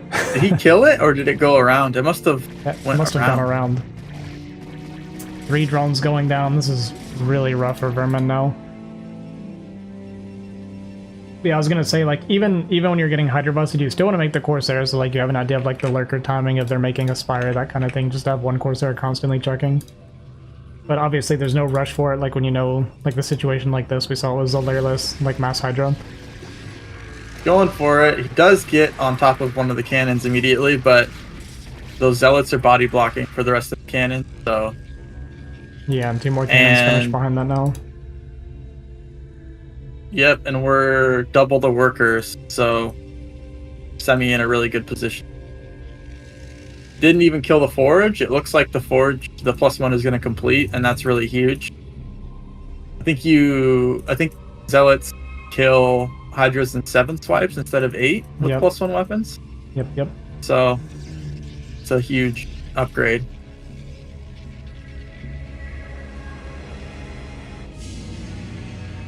Yeah, we got legs finishing now, Storm on the way. Even making a second Forge. Robo now. So this is kind of what I meant. Like, now we're making the Robo because we don't know what's happening behind this. We don't know if he's still making Hydra. We don't know if he's going Lair. Right.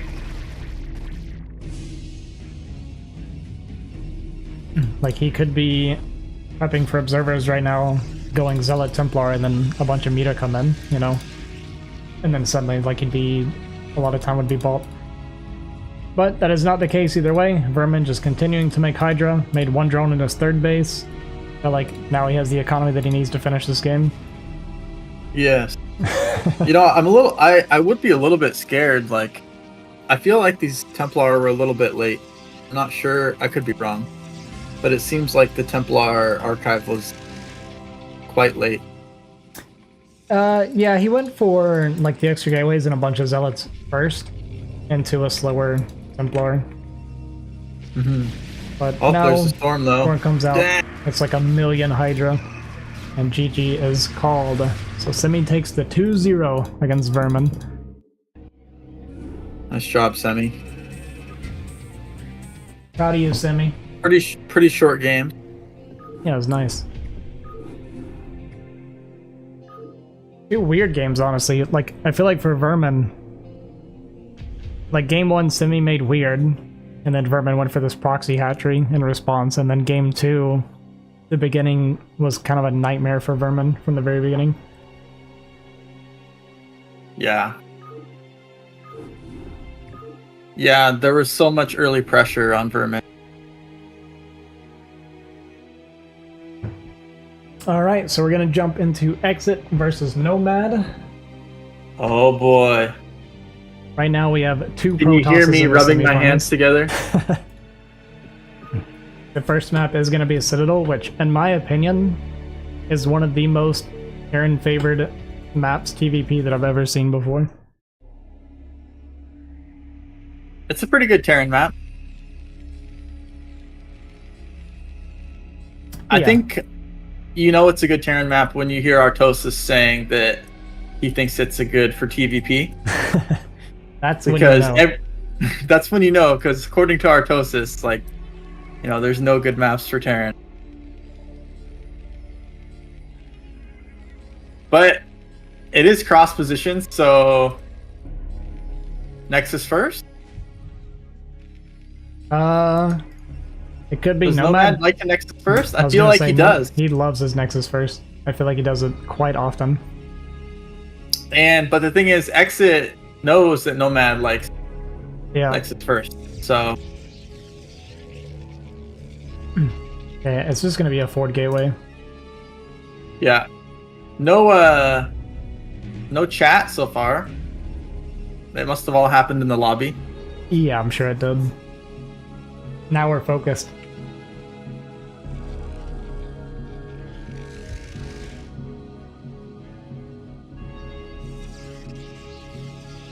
Alright, so it's gonna be Ford Gateway Scout, hoping It was to a find... 9-gate. Yeah, it was. Yeah, 9-gate, hoping to get lucky and get that first Scout gas steal, but not gonna happen. Yeah, pretty low chances of that happening on a 4-player map. Yeah, but against Exit, you always go for it, because that guy will tilt out of his mind when he gets gas stolen. Well, I actually think it's too late if you wait to build the gateway. You have to pile on Scout. That's true.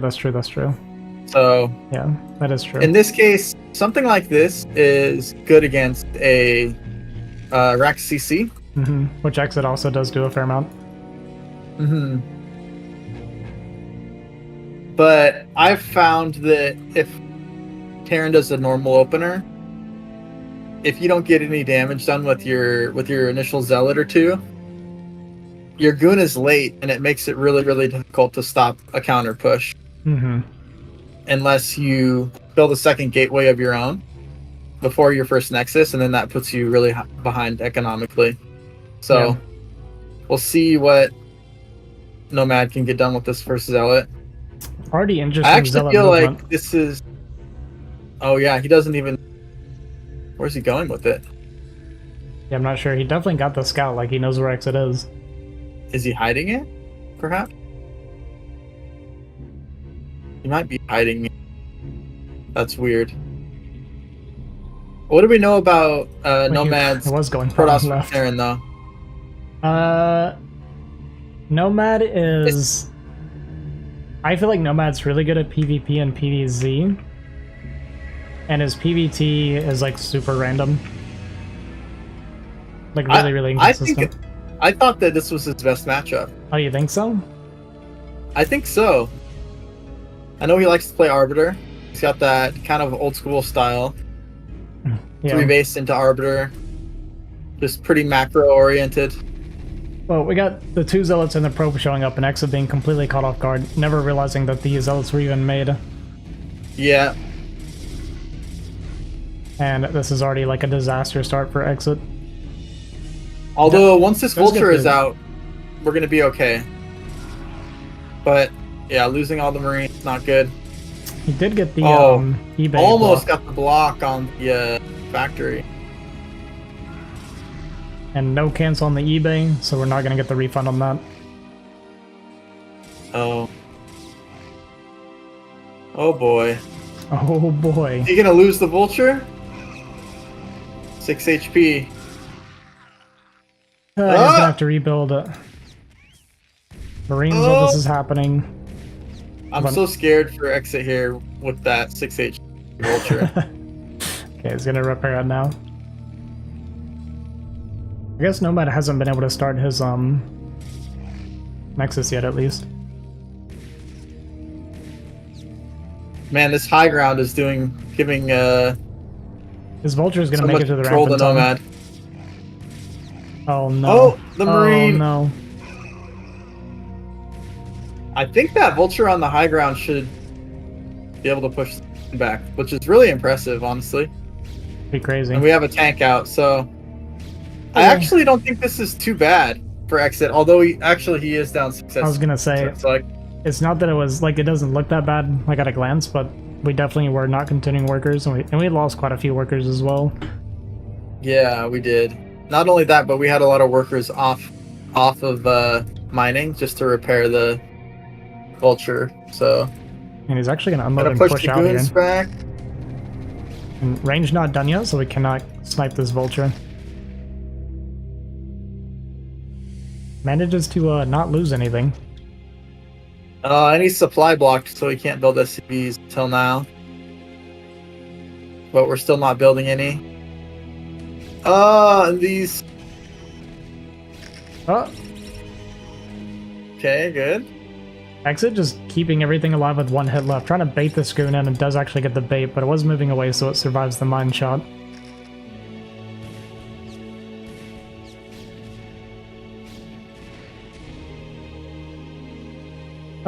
Honestly, at the end of the day, when the dust settles, Exit's pretty far behind. Like, supply-wise, it looks decent, because the standing army is actually pretty decent, but we're so behind on economy now. He's so far behind, and he cut so many he lost so many SCVs, and then unfortunately got supply blocked, and so he couldn't build them for like a minute. Yeah. So now where it stands here, we're looking at like 40 probes, 25 SCVs probably at some point. You think it'll be that bad? I guess the CC's... I think so. I mean, maybe not, but because Nomad's cutting a little bit right now, but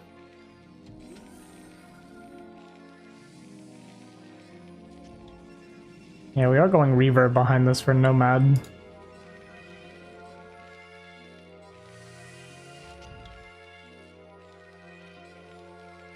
a little push out for Exit. Yeah, this is the, well, this game sucks push right now, I feel like. But,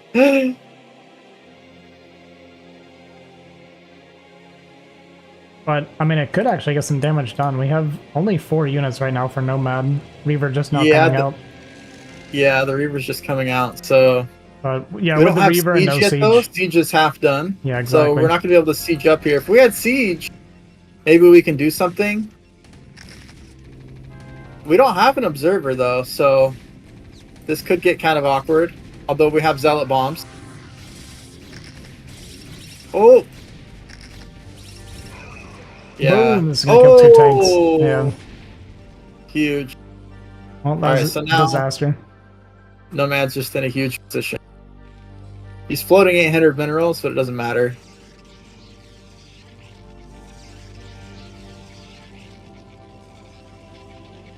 and come back and wait for a second Reaver.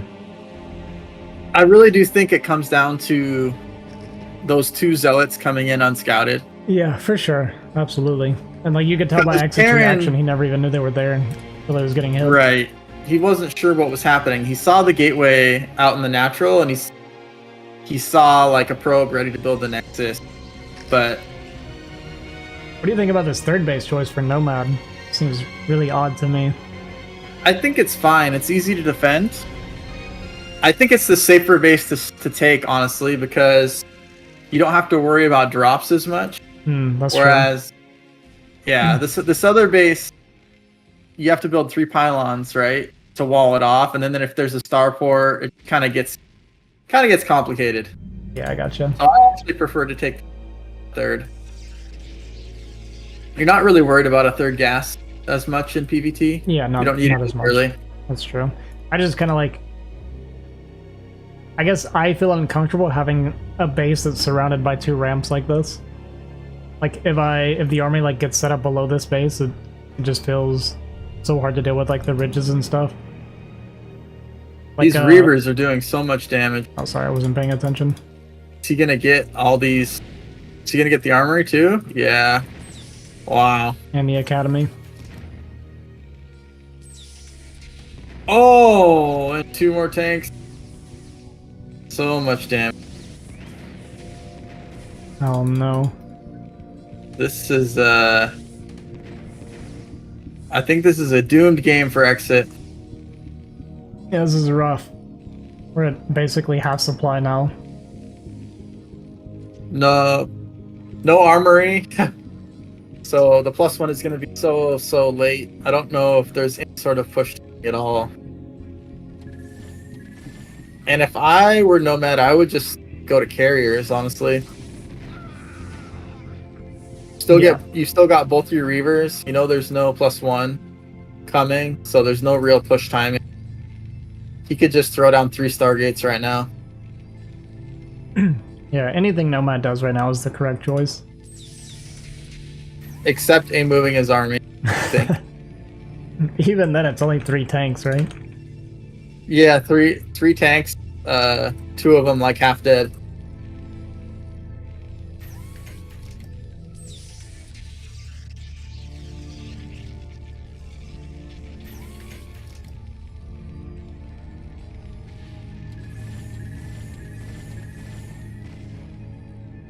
Did come back in with the Reaver and lost one. The other one very, very low. So now Exit's gotta be feeling really good about his position. Yeah. Kind of looks like he's gonna tech towards Arbiter.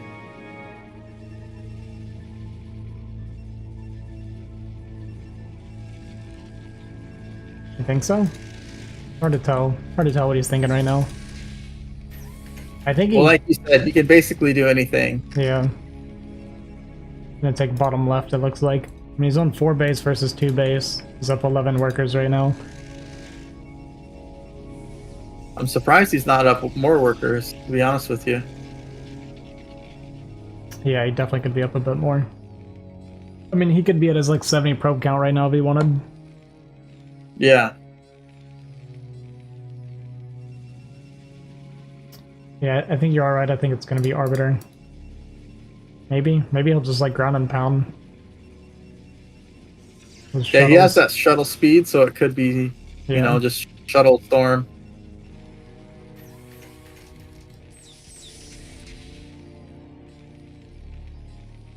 I think Exit's just going to go for it at +1. Yeah. Exit, not really a patient man. Yeah. Yeah, there's a chance he just goes for it. He knows his position.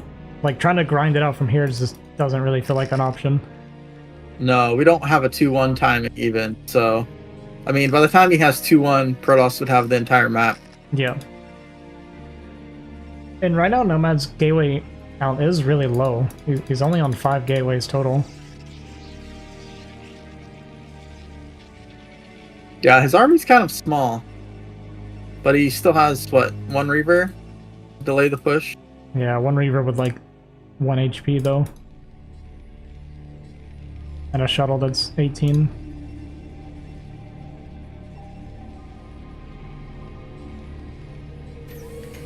I don't know. This push might be able to get something done. It actually has a little bit It's a of lot of potential. tank. +1 is just now finishing, so he's going to move out with it. The gateways are coming up though, so. Oh, but we got Storm.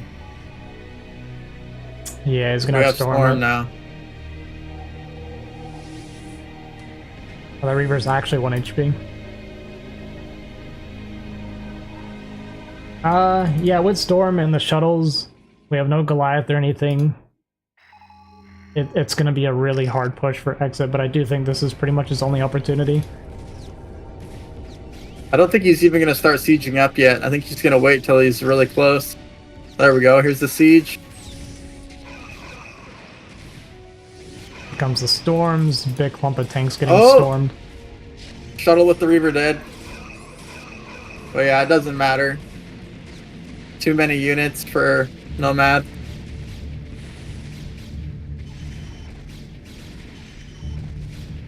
And that's gonna be GG for game 1.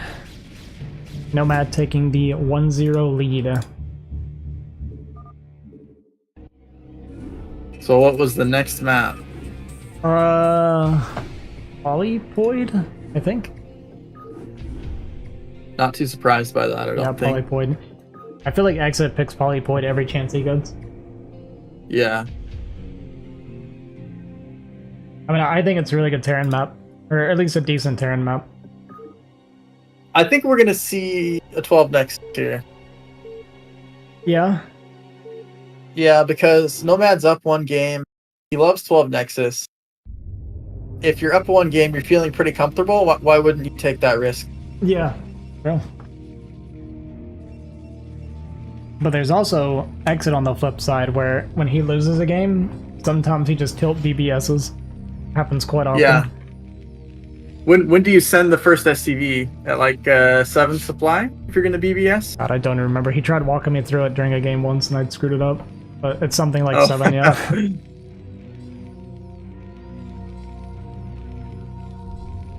Okay, so we're not actually going to see that at all. Well, wait. Here's an SCV going out. Yeah, I think this is going to be BBS. At 7 supply. And same opening for Nomad as last game. Looks like pylon on the low ground. Yep, this is And he's going to do his 9 gate.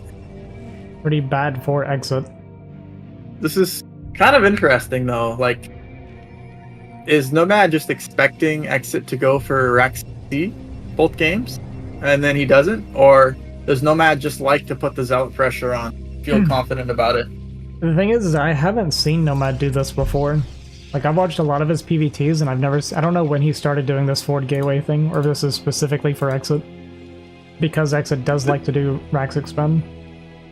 This is actually not good for Protoss in this position, because you have your gateway on the low ground, and it's so far for your probes to go to defend your gateway.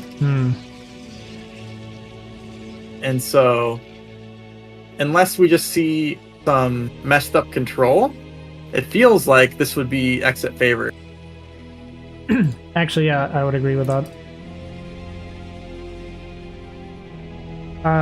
I guess the only case would, like, I feel like it'd be good for Nomad is if he scouted early and could get like a shield battery or something up, but you would have to cross scout, and on Polypoid you pretty much never do that. Yeah. Well, it looks like Nomad is going to scout Exit first. You'll see it coming, kind of. And the fact that he's like making a bunch of zealots is also good against this. Yeah. Almost didn't scout on me. Turned around and was like, wait a second. Yeah, we're gonna have 2 zealots out for this. Yeah, this is oh, and loses a Marine right off the bat. Oh, I don't think that he needed to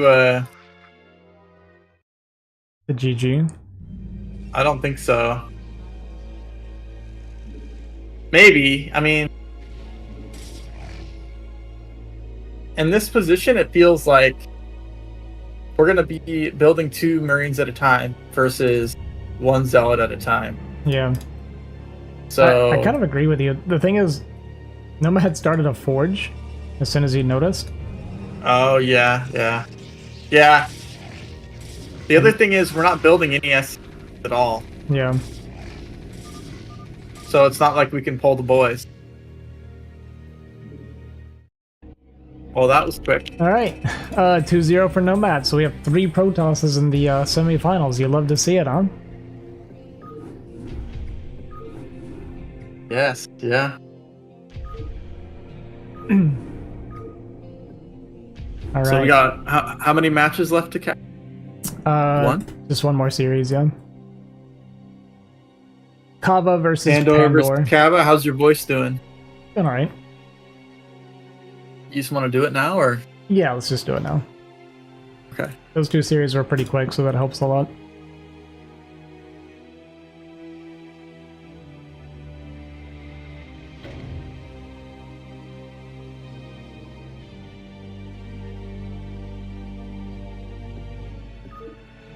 I haven't seen Pandora play too much. Yeah, I haven't either lately. Or really, like, ever. I don't think I've ever played in a K-League when he was playing. He Same with Vermin. Like 1 day of K-League, I think. What about Vermin? He played a few days. Have you been a part of K-League since its inception? Yeah, since the beginning. I didn't participate in the first couple, but I'd been around since the beginning. And how long ago was that? Was it 2023 or was it 2022? No, it was 23. Early 23? I honestly don't remember. I'm actually really terrible about times and stuff. I really can never tell you how long ago something was. It's a concern. Huh. Alright, well. At 12 o'clock, we have Kava. Probably the most consistent, strongest K-Leaguer. Yeah, I'd agree with that. And we have Pandor, who I would consider the underdog. Andor is very strong. He is well over 2,000, I do believe, MMR. So it should be a pretty decent series. I've never seen him play TVZ, so I don't know about that. I've seen him play so much TVP. He beats me pretty easily when we play. For whatever that's worth. Worth something.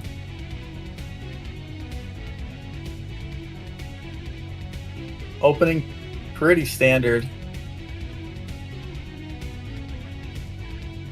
I think Kava does like to do a lot of like really aggressive muta play.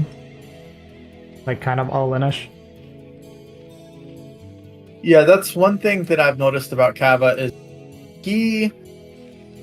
it feels like to me he chooses builds that give him control in the early to mid game. Yeah.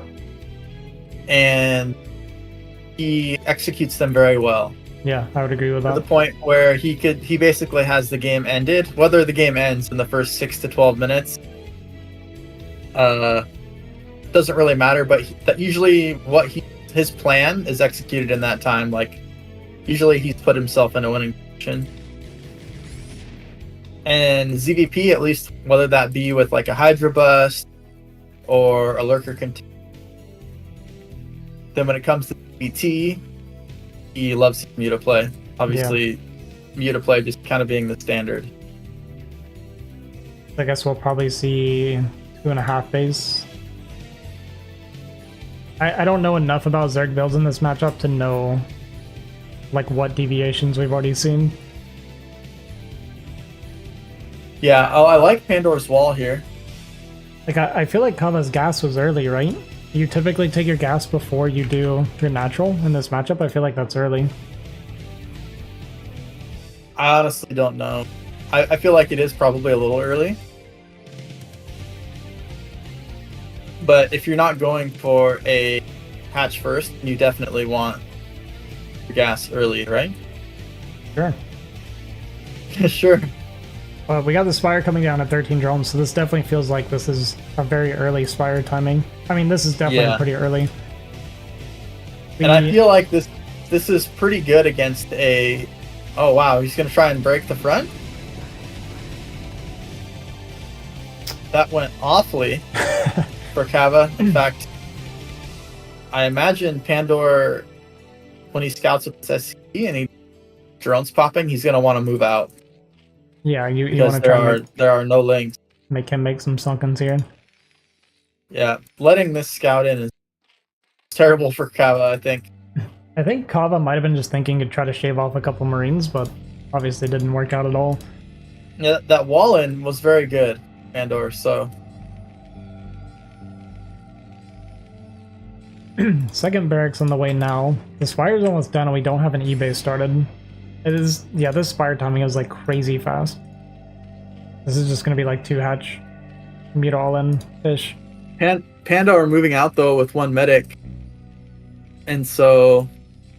He's going to take map control with this, and I think he's going to be able to buy himself a lot of time for eBay to finish and turrets to go up. Yeah, it does also force a sunken, which is nice. That is nice. Yeah, now he's just going to turn around. Stim is 3/4 of the way done. And then I'm assuming he'll start range for his Marine.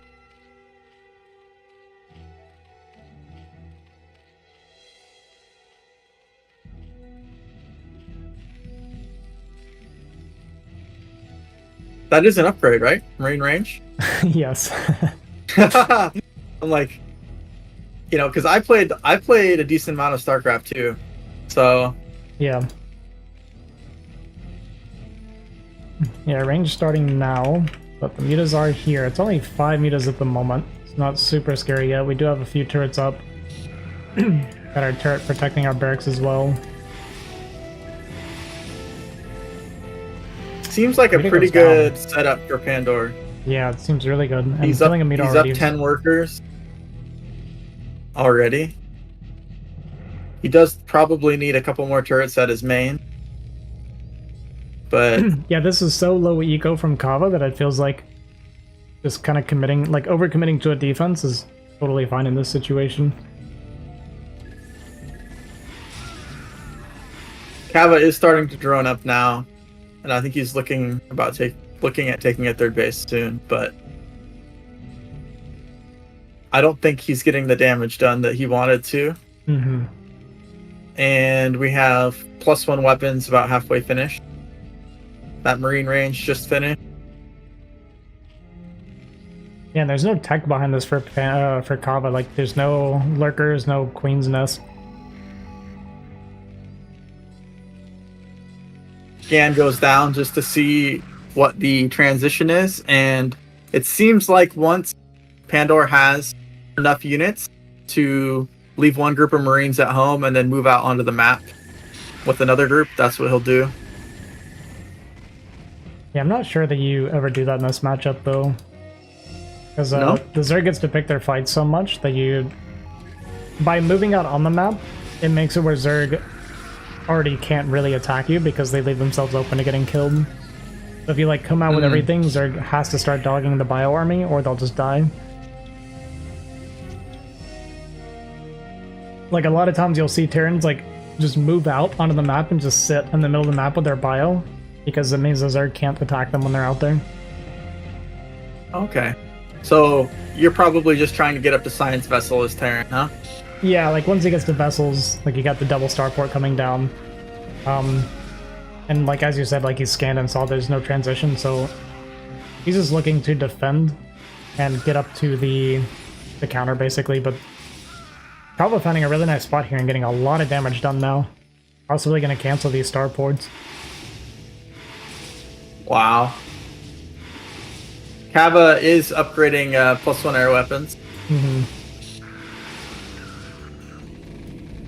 There's a lot of Muta here now. And we see it from Kava like it's just nothing but more Muta. That's kind of what I was saying. I feel like I see him do this a lot in this matchup. Pandora was defending super well, but yeah, finding this little spot here for Kava, he got a lot of damage done. I still think it's not enough, like at all. And you see a bunch more turrets coming down. Pandora does throw scans down, sees the drone count, sees that it's still there, no Hydra done, so he just commits to making more turrets here. But yeah, I do think that this is starting to snowball though for Kava. Yeah, this spot for our starports is really killing us right now. Yeah. And the +1 is finished on the air, and so that bounce attack, that glaive, is just doing so much damage. We have a Valkyrie on the way, but I don't think it's ever going to see the light of day. Yeah. Wow, Kava actually making it work. Like, Pandora's defense looked so good for a while, and then just this one weak point, Kava finds it and ends the game off of it. Yeah. I'm wondering if he would have been better off with the positioning of the starports being below the barracks. More turrets there or something. Yeah, I'm not sure if he had really identified like how all... Oh, the Valkyrie does get out at least. Valkyrie does get out, wow. We didn't hit our micro with it though. And it goes down immediately. That was a lot of Mutas going down though. Yeah, but at this point Kava's like barely... He's really not that far behind in drones anymore. No. Even this micro's there. And they only really care about gas anyways, right? Yeah, pretty much. Now the Hydra I'm impressed with how long this starport stayed alive. It's actually going to get another Valkyrie out. Except that control tower might burn down.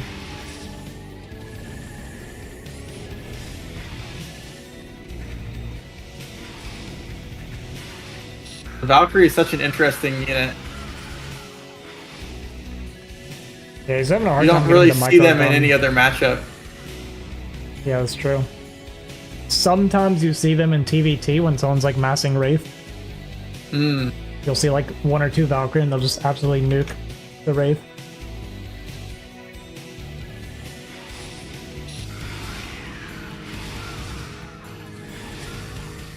It would be hilarious if we started seeing Valkyrie in response to shuttle style PvT. That would be so terrible. Would it though? Yeah, they're really bad at killing shuttles and stuff like Valkyries could be really good against interceptors though, right? I think Valkyrie is very underrated against carrier. I use it on BGH against carrier and it always works really well for me. Because it kills all the interceptors? It destroys the interceptors, it punishes the carriers for clumping like they do naturally.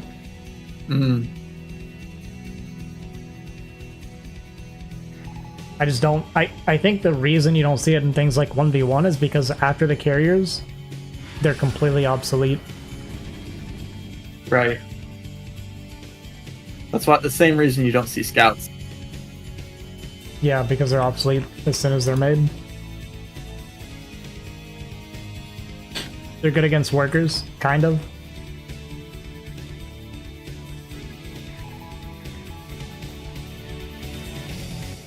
Well, I think it's safe to say that Kava is in a really solid position. Yeah, he's in a really good position now. It's always very surprising to me how long Zerg can stay on Muta and doesn't have to go Lurker. But I guess, I mean, it's a razor's edge, because if Pandora would have gotten those starports up when he had timed them, then I think that Kava's just dead, right? Once the science vessels and stuff starts coming out and you just have mutas. Yeah, that's kind of the thing. Like, once the counters to the muta get out, you have to basically already have the answer on the way, or you're just gonna die. Right. Because, like, Terran can move across the map so fast against Zerg. If they have, like, Valkyries and Vessels and Bio, like, they'll just run across the map and kill Zerg immediately. And what's Zerg's counter to Science Vessel? Just to suffer through it, really. Yeah, just to slowly die by being accosted.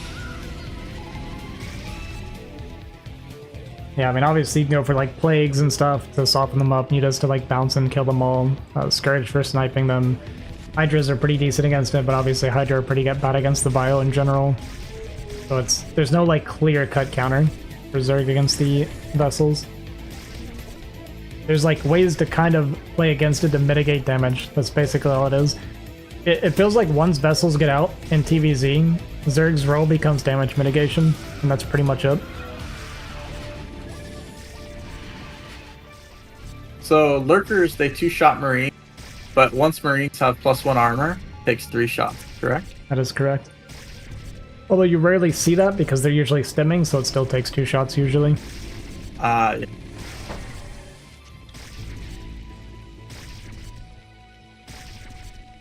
I used to be a Terran player. I started out as Terran. Oh yeah.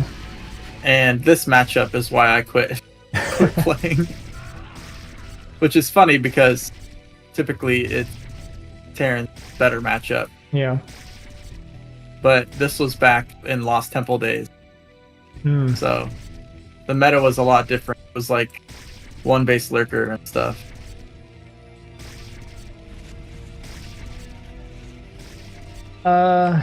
Yeah. We're trying to go into siege tanks now, but this feels pretty doomed for Pandora at this point. It's kind of crazy. Oh, the vessel goes down. It's kind of crazy to me how low drone count Zerg can stay and still being in a winning position. Yeah. True. Interesting spore at Kava's third base. Is that like an anti-vessel spore or something? No, I honestly don't know what this is for. It kind of protects the bottom of the mineral line, I guess, but there's like no reason you'd put it there as a defensive spore. I can't think of any additional value you get out of putting it there. But to me it feels like a mistake. But maybe he knows something, I don't know.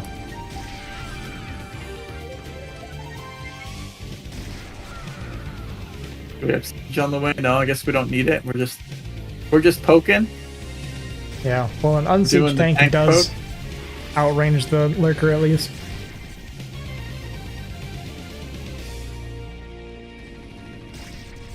Oh, walking into the lurkers. That's a lot of lurkers, man. A lot of lurker. The Firelight Mound is done. Zoom on the way.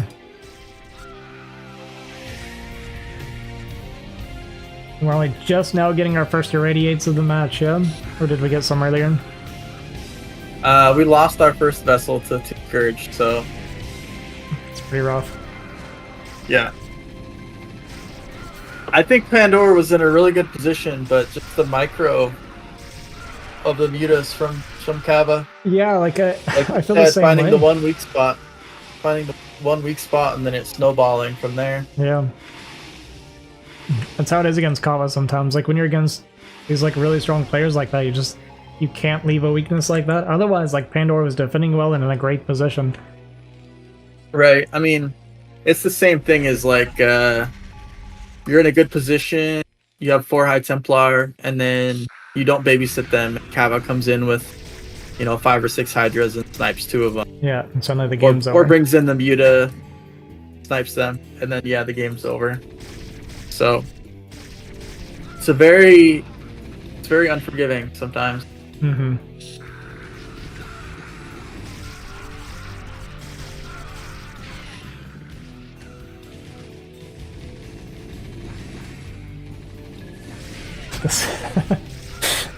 Actually managed to chase that vessel down and kill it. Can't catch a break here for Pandora. I think that Pandora could have built a dropship at some point and knock it out maybe, and that could have helped take some pressure off of him. Yeah, if he could have got it out. The vision coverage from Kava was pretty decent. Yeah, with the swarms coming down in the natural, GG is called. That is always a GG moment for Terran. What did he say before GG? Do you speak Korean? I do not. Pandor Korean? If he is, I didn't know it. It looks like he is.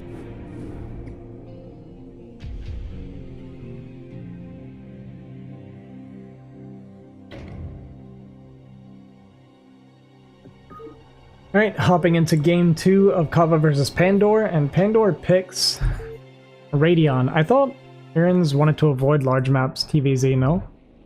Well, the way the veto system works is each player bans 2 maps, and then the player with the higher seed picks the first map, and then player 2 picks the second map, and then whatever's remaining is the third map.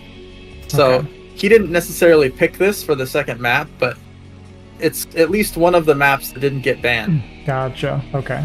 I thought it was loser picks the map. I see now. Okay. That's why not everybody is playing on the same maps. Right. Like, Nesh banned all the one-player maps, which Terrans typically do. Terrans typically don't like the 1v1 map because of gas steal and such. So that's why we ended up playing on Apocalypse, Radion, Retro. Pandor going for the wall at the natural. Is this pretty standard? Yeah, you see it a lot when they get the spawns where you can do it. It's really common. I mean, you just don't have to worry about really anything early when you do this. Yeah, that's good. Like, I'm curious about Ling all in, so okay, it's not doing the full wall. It was gonna leave a small gap.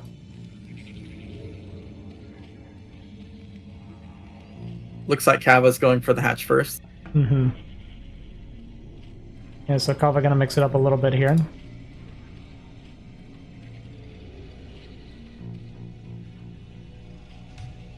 I wonder what Kava's best matchup is. I feel like it's TV or ZVT. Even though most Zergs, like, I know it's Terran favorite typically, but just from what I've seen, I don't know how Kava feels about it, but just from what I've seen, I feel like I never see Kava losing ZVT. Yeah. He just has I'm such kind good of the meter same control. way though. I prefer PVZ over PVT. Yeah.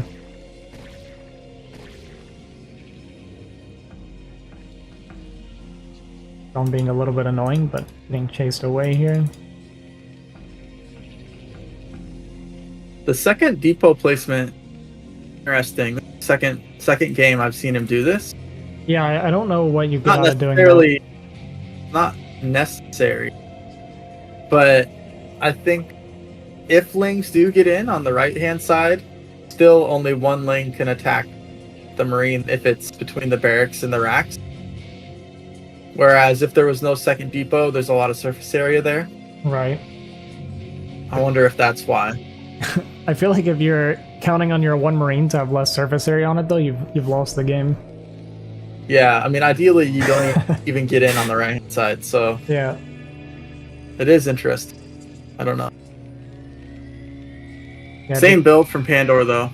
Mm-hmm. I think this is pretty standard as well. I haven't seen a lot of TVs, but this is usually what I see. So Yeah, and I imagine from his perspective, like, he was doing really well in the first game and he just made one mistake, so he's probably feeling like he just needs to do the same thing but clean it up a little bit and he should be in good shape. right. And this map seems like it wouldn't be too bad for Terran. Terran can afford to stay on 2 base for a really long time. So, and the third base is, I guess, Zerg would probably want to take the center, right? Center base? Yeah, I think they want that because the high ground is just so good in this matchup defensively. Right. However, I kind of expect that Kava would want to take the main or something further away, because even though that 12 o'clock is easy to defend, there's less gas on that base, like by 1500. Hey, what's up, Dan? Oh, I actually didn't know that. I did not realize those bases had less gas. Yeah, if you go and reveal the entire map, click on the gas. There's 3,500 there versus 5,000 at a normal base. And how do you reveal the whole map? Go to the diplomacy button and then reveal entire map. Oh. Okay. Alt Z. Well, now I know. Alright, so I was gonna go for the natural, and I feel like the reason Zerg goes for a natural instead of the main is because by securing the natural, you also secure the pathway to your main, or your fourth gas eventually. It's obviously a little bit harder to defend, but if you secure it, then it's way better for the end game. This push out is pretty good though. If we don't get the 2 sunkens down in time, we could just lose the game. So, it's gonna be close. Like if he stims, CF stim, I believe he does. Yeah, it just finished. So it looks like the sunken's gonna finish just in time, but man. Hey, what's up, Dan? Yeah, I haven't seen you in a while, man. Yeah, but even just this move out to get the 2 sunkens, like you've already done the damage you wanted to do. Yeah, we killed some lings, we forced 2 sunkens, which is now 2 less drones. So we have 2 fire bats feeling... sneaking to the side here and gonna find the 3rd hatchery. Ah, yeah. I think we're feeling pretty good as Terran here, and these fire bats are gonna draw some attention away when really Zerg wants to be focusing with his mutas. Yeah, he's gonna tuck them up here and hide them and wait for drones to show up before he runs in later. Pretty smart. But yeah, like identifying the 3rd base when you're Terran is actually like a really big win. Like just knowing where it's at helps a ton in this matchup. He's gonna get on top of this turret, which is kind of a pain because if the muta count gets up high, then this like protecting these depots becomes very annoying without a turret or a bunker here. Right. Pandor also went for like a really fast 4 racks this game. Looking at Kava's vision, he can see the fire bats on the ramp. So that's really unfortunate for him. Or unfortunate for Pandor, because the element of surprise is gone. Yeah, I was really surprised he was building the keep colony, but yeah, that does kind of suck for Pandor. He had a pretty good opportunity here. He could even take out the sunken if he targets it down, but one of the fire bats is on the hatchery, so... Yeah, a little bit of a... It's like a good idea from Pandor, but just not quite panning out. Yeah. I liked the idea of putting the fire bats safely on the ramp, though. In case he wasn't looking, they would get good surface area on the link, but yeah, unfortunately they were still in vision of the hatchery. Oh, we have no turrets in our main base. What? How did this happen? Suddenly it's a disaster for Pandor. Okay, so you see what I mean? Like the bio's moving out, so Kava's like, okay, I have to leave. I can't stay here and kill him because I'll die if I try to do that.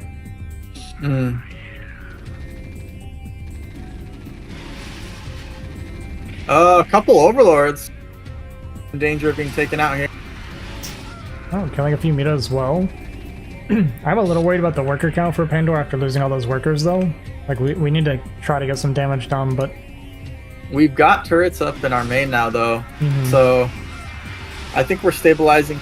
Obviously, we would like to have a lot more workers than we do. It's not close now. Let's see if Pandor can get the starports up this time. Yeah. We've got a lot of Marines queued in one of those Raxes.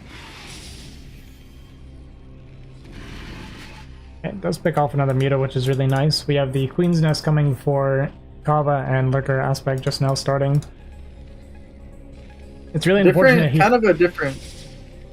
Sorry, go ahead. I guess same general style for Kava this game, except the third base was a lot faster. Yeah, it's more of a... You played a much more like normal macro version. Where it's going to be a bit less muta, more drones, and more just like macro in general.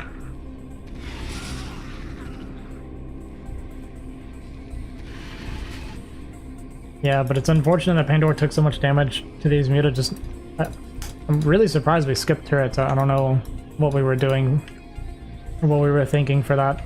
Because like if he was able to pump non-stop off those 4 racks, then his army would be pretty huge right now. Yeah.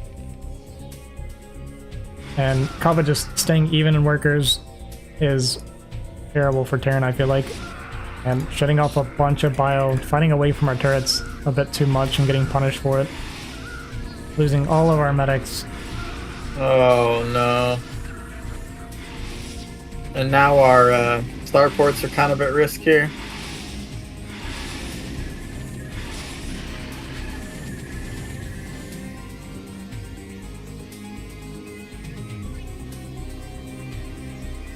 Two vessels on the way. Did we get a radiate before starting vessels? We're lifting the... Okay, I think we're just repositioning it. We just come back in, killing off 2 more turrets, killing some more SCVs. How do you remove the mini-map? Okay. I'm pretty sure there's a button to take it all off, but I don't know what it is. And I don't want to turn the replay timer on accident.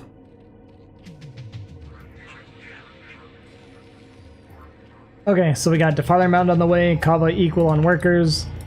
Securing this natural base now. Got the lurkers coming out. Could go up and take the main whenever he's ready for it.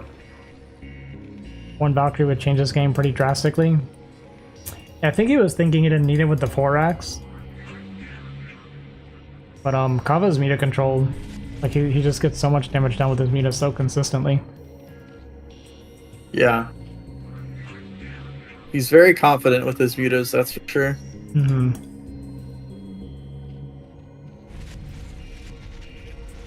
Yeah, with 4 lurkers up on this base, the Nidus Canal coming up between the 2. We don't have enough irradiates and units to break through this anymore.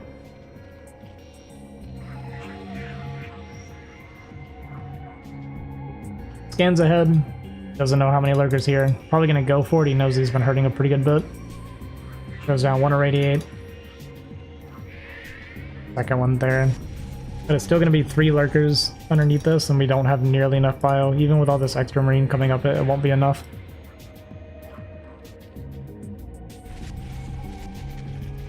I'm just kind of replacing the lurkers as they die.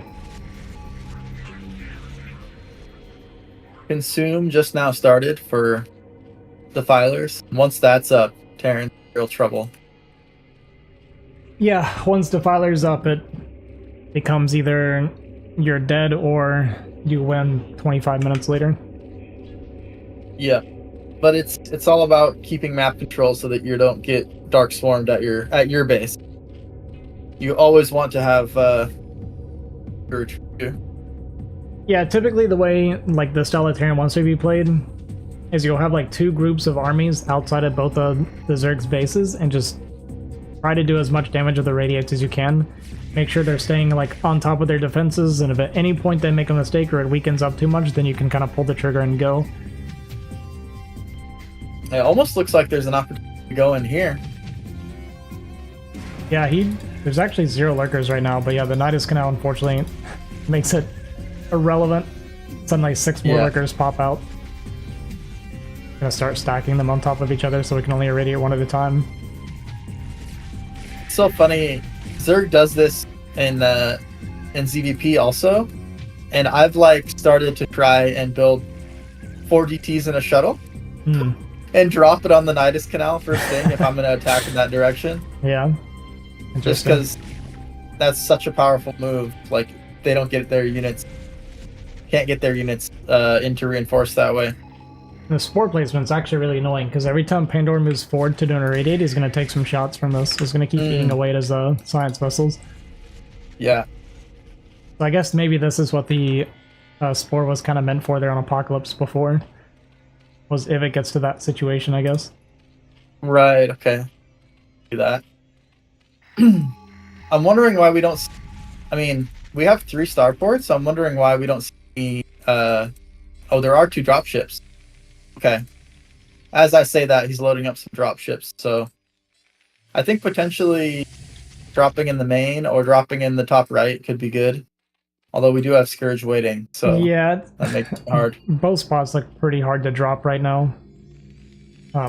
Although with like pretty good vision coverage as well, Like for it to get into the main base, it would have to cut like through the middle to the left, like along the wall, and there technically is something there, but it's like it would be so hard to spot that.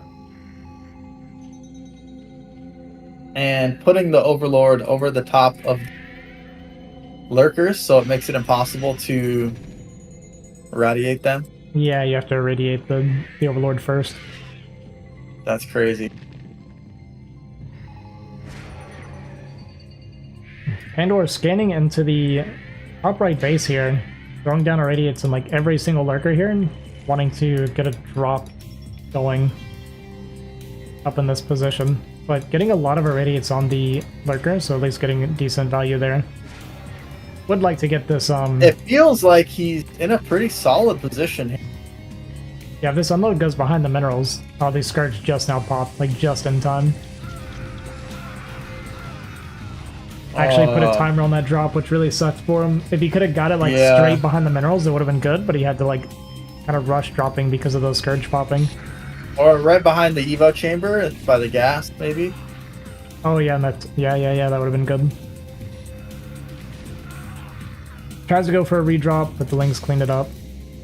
Scourge gonna kill this dropship. But he's expanding really well at the same time. Yeah, Pandora's expanding very well. His worker count is a bit low. We're making 4 more dropships at once right now. So we're really committing to the drop play here. We got Ultralisk speed on the way. Blade comes down and hits every single vessel over here. Except for these 3, I guess, fresh ones kind of showing up. Oh, it's hard to watch. Which means now they can't irradiate that natural without dying. And you got these Muto flying over, so like one glaive can kill 3 vessels at once.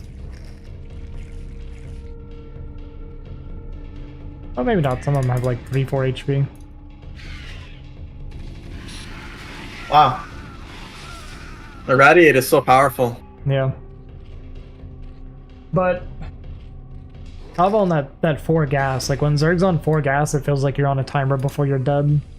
Because suddenly a bunch of Ultras and Defiler and everything's going to start popping out, and it becomes a nightmare for your bio to try and kill it. We're also only on 1 attack upgrade, and we don't have any more upgrades coming. Yeah, we've got +3 armor coming for Zerg, so that's really awkward for... Yeah, these Marines are going to do 0 damage to these Ultras. He picked off like 4 vessels there with the 1 Muta. Oh, yeah. Oh, these Ultralists are not gonna die. Yeah, I mean, like, look at this one, even with the fire bats on it, it's... These 4 units are about to kill like 20 bio. Wow, this is crazy. Yeah, the lack of upgrades is murdering Pandora right now. Does get a big drop off here in the top right base. But just this Ultra alone could take this entire army. Taking 2 damage per Marine shot means it has to be shot 200 times by a Marine to die. not counting the regen. Yeah, I mean, they're basically invincible.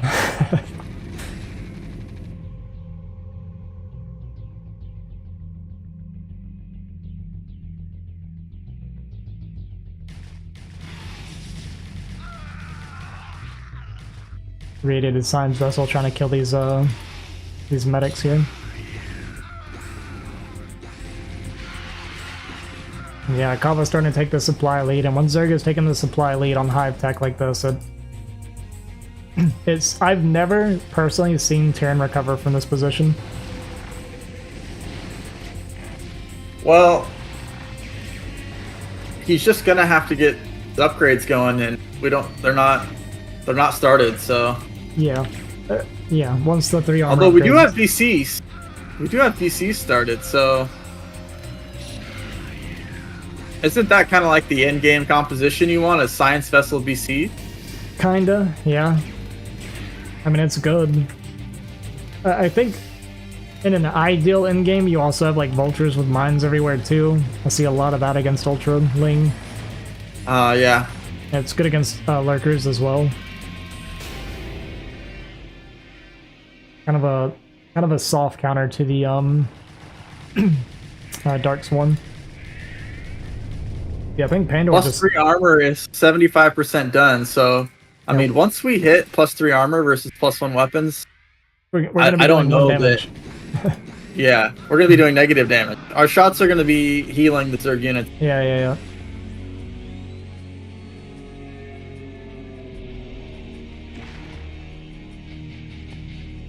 There we go. Pandora just now starting a second attack upgrade. I think he just completely forgot. I mean, it happens when you're in a intense game, but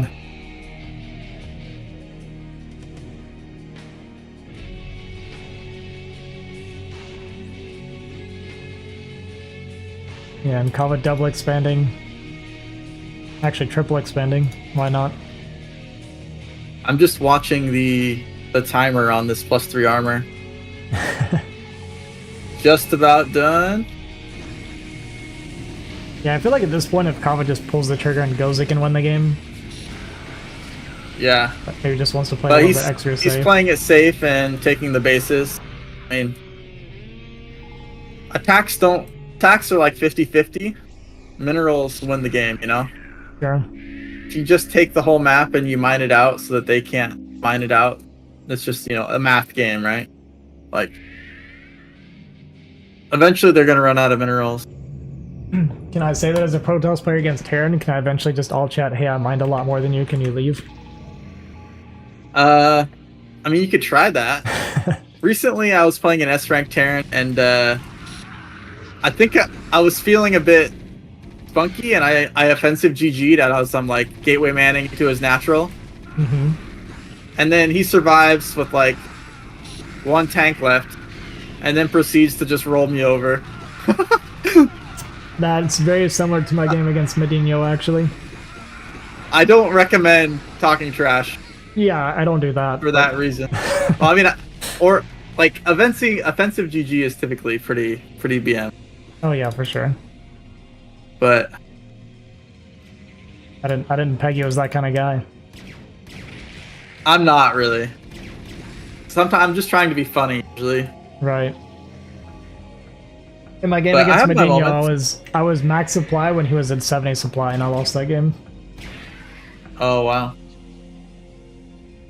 I did the 3 base like 11-minute max zealot timing. Mm-hmm. Killed his natural, got into his main. Well, it didn't quite get into his main, and then froze up and lost. Yeah, it happened.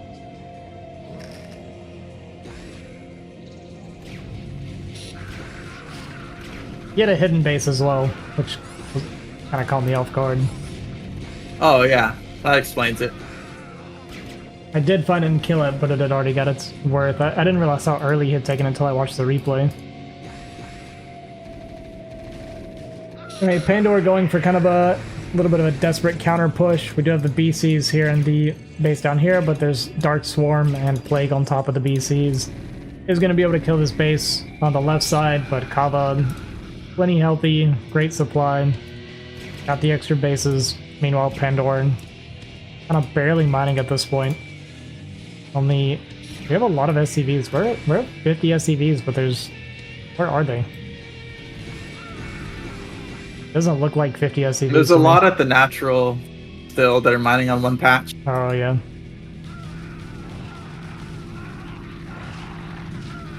And these immortal ultras just it carving feels through the like vial. we just didn't really get much damage done in the mid game, and we fell behind in the upgrades. Yeah. I feel like we know how to play. Pandora knows how to play early and mid game really well. It's just kind of the late game where he started falling apart. Yeah. Yeah, I think his early game looked great, both games. And then it was just kind of like it felt like 2 small mistakes and Kava capitalized. Like, what? The second was a big mistake. We didn't make turrets in our main. I don't know. Like, that was a pretty bad one. So we took a ton of damage from that. And in the first game, it was, like we talked about multiple times, that just one gap on the right side that Kava found. Mm-hmm. And now we're down to 3 bases, only 1 base mining, so... Oh yeah, we lost our CC to the Lings. We hear a bunch of scans, so I'm assuming kind of collecting himself, and maybe GG soon. Yeah, I think we'll try one last push here. and then call it quits.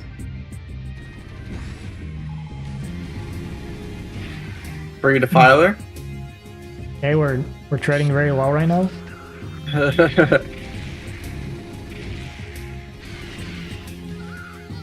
So at what point do you think, like, let's say Pandora got his 4th base up and he's pressuring on the map, is that when you start building the vultures with mines? Oh, I don't know when the correct time to do it is. I just see it sometimes, and I see it seem to work really well when I'm watching people streaming, but I don't know like when they actually would be looking for that. It seems like you'd want them around the time of Ultralisk, right? Like, yeah, they. Oh god, these lurkers up here. Seems like Kava's just always in the right position. yeah, he's defends his bases very well. The Plague plus Irradiate combo on this Ultra is gonna get it killed. Oh wow.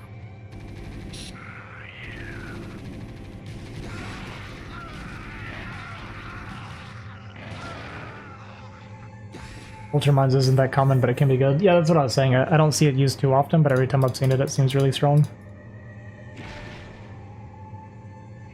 I feel like it's probably really hard to do, to transition into Vultures and be laying Mines Wild. Because, like, SK Terran already takes a lot of APM, it feels like. Yeah.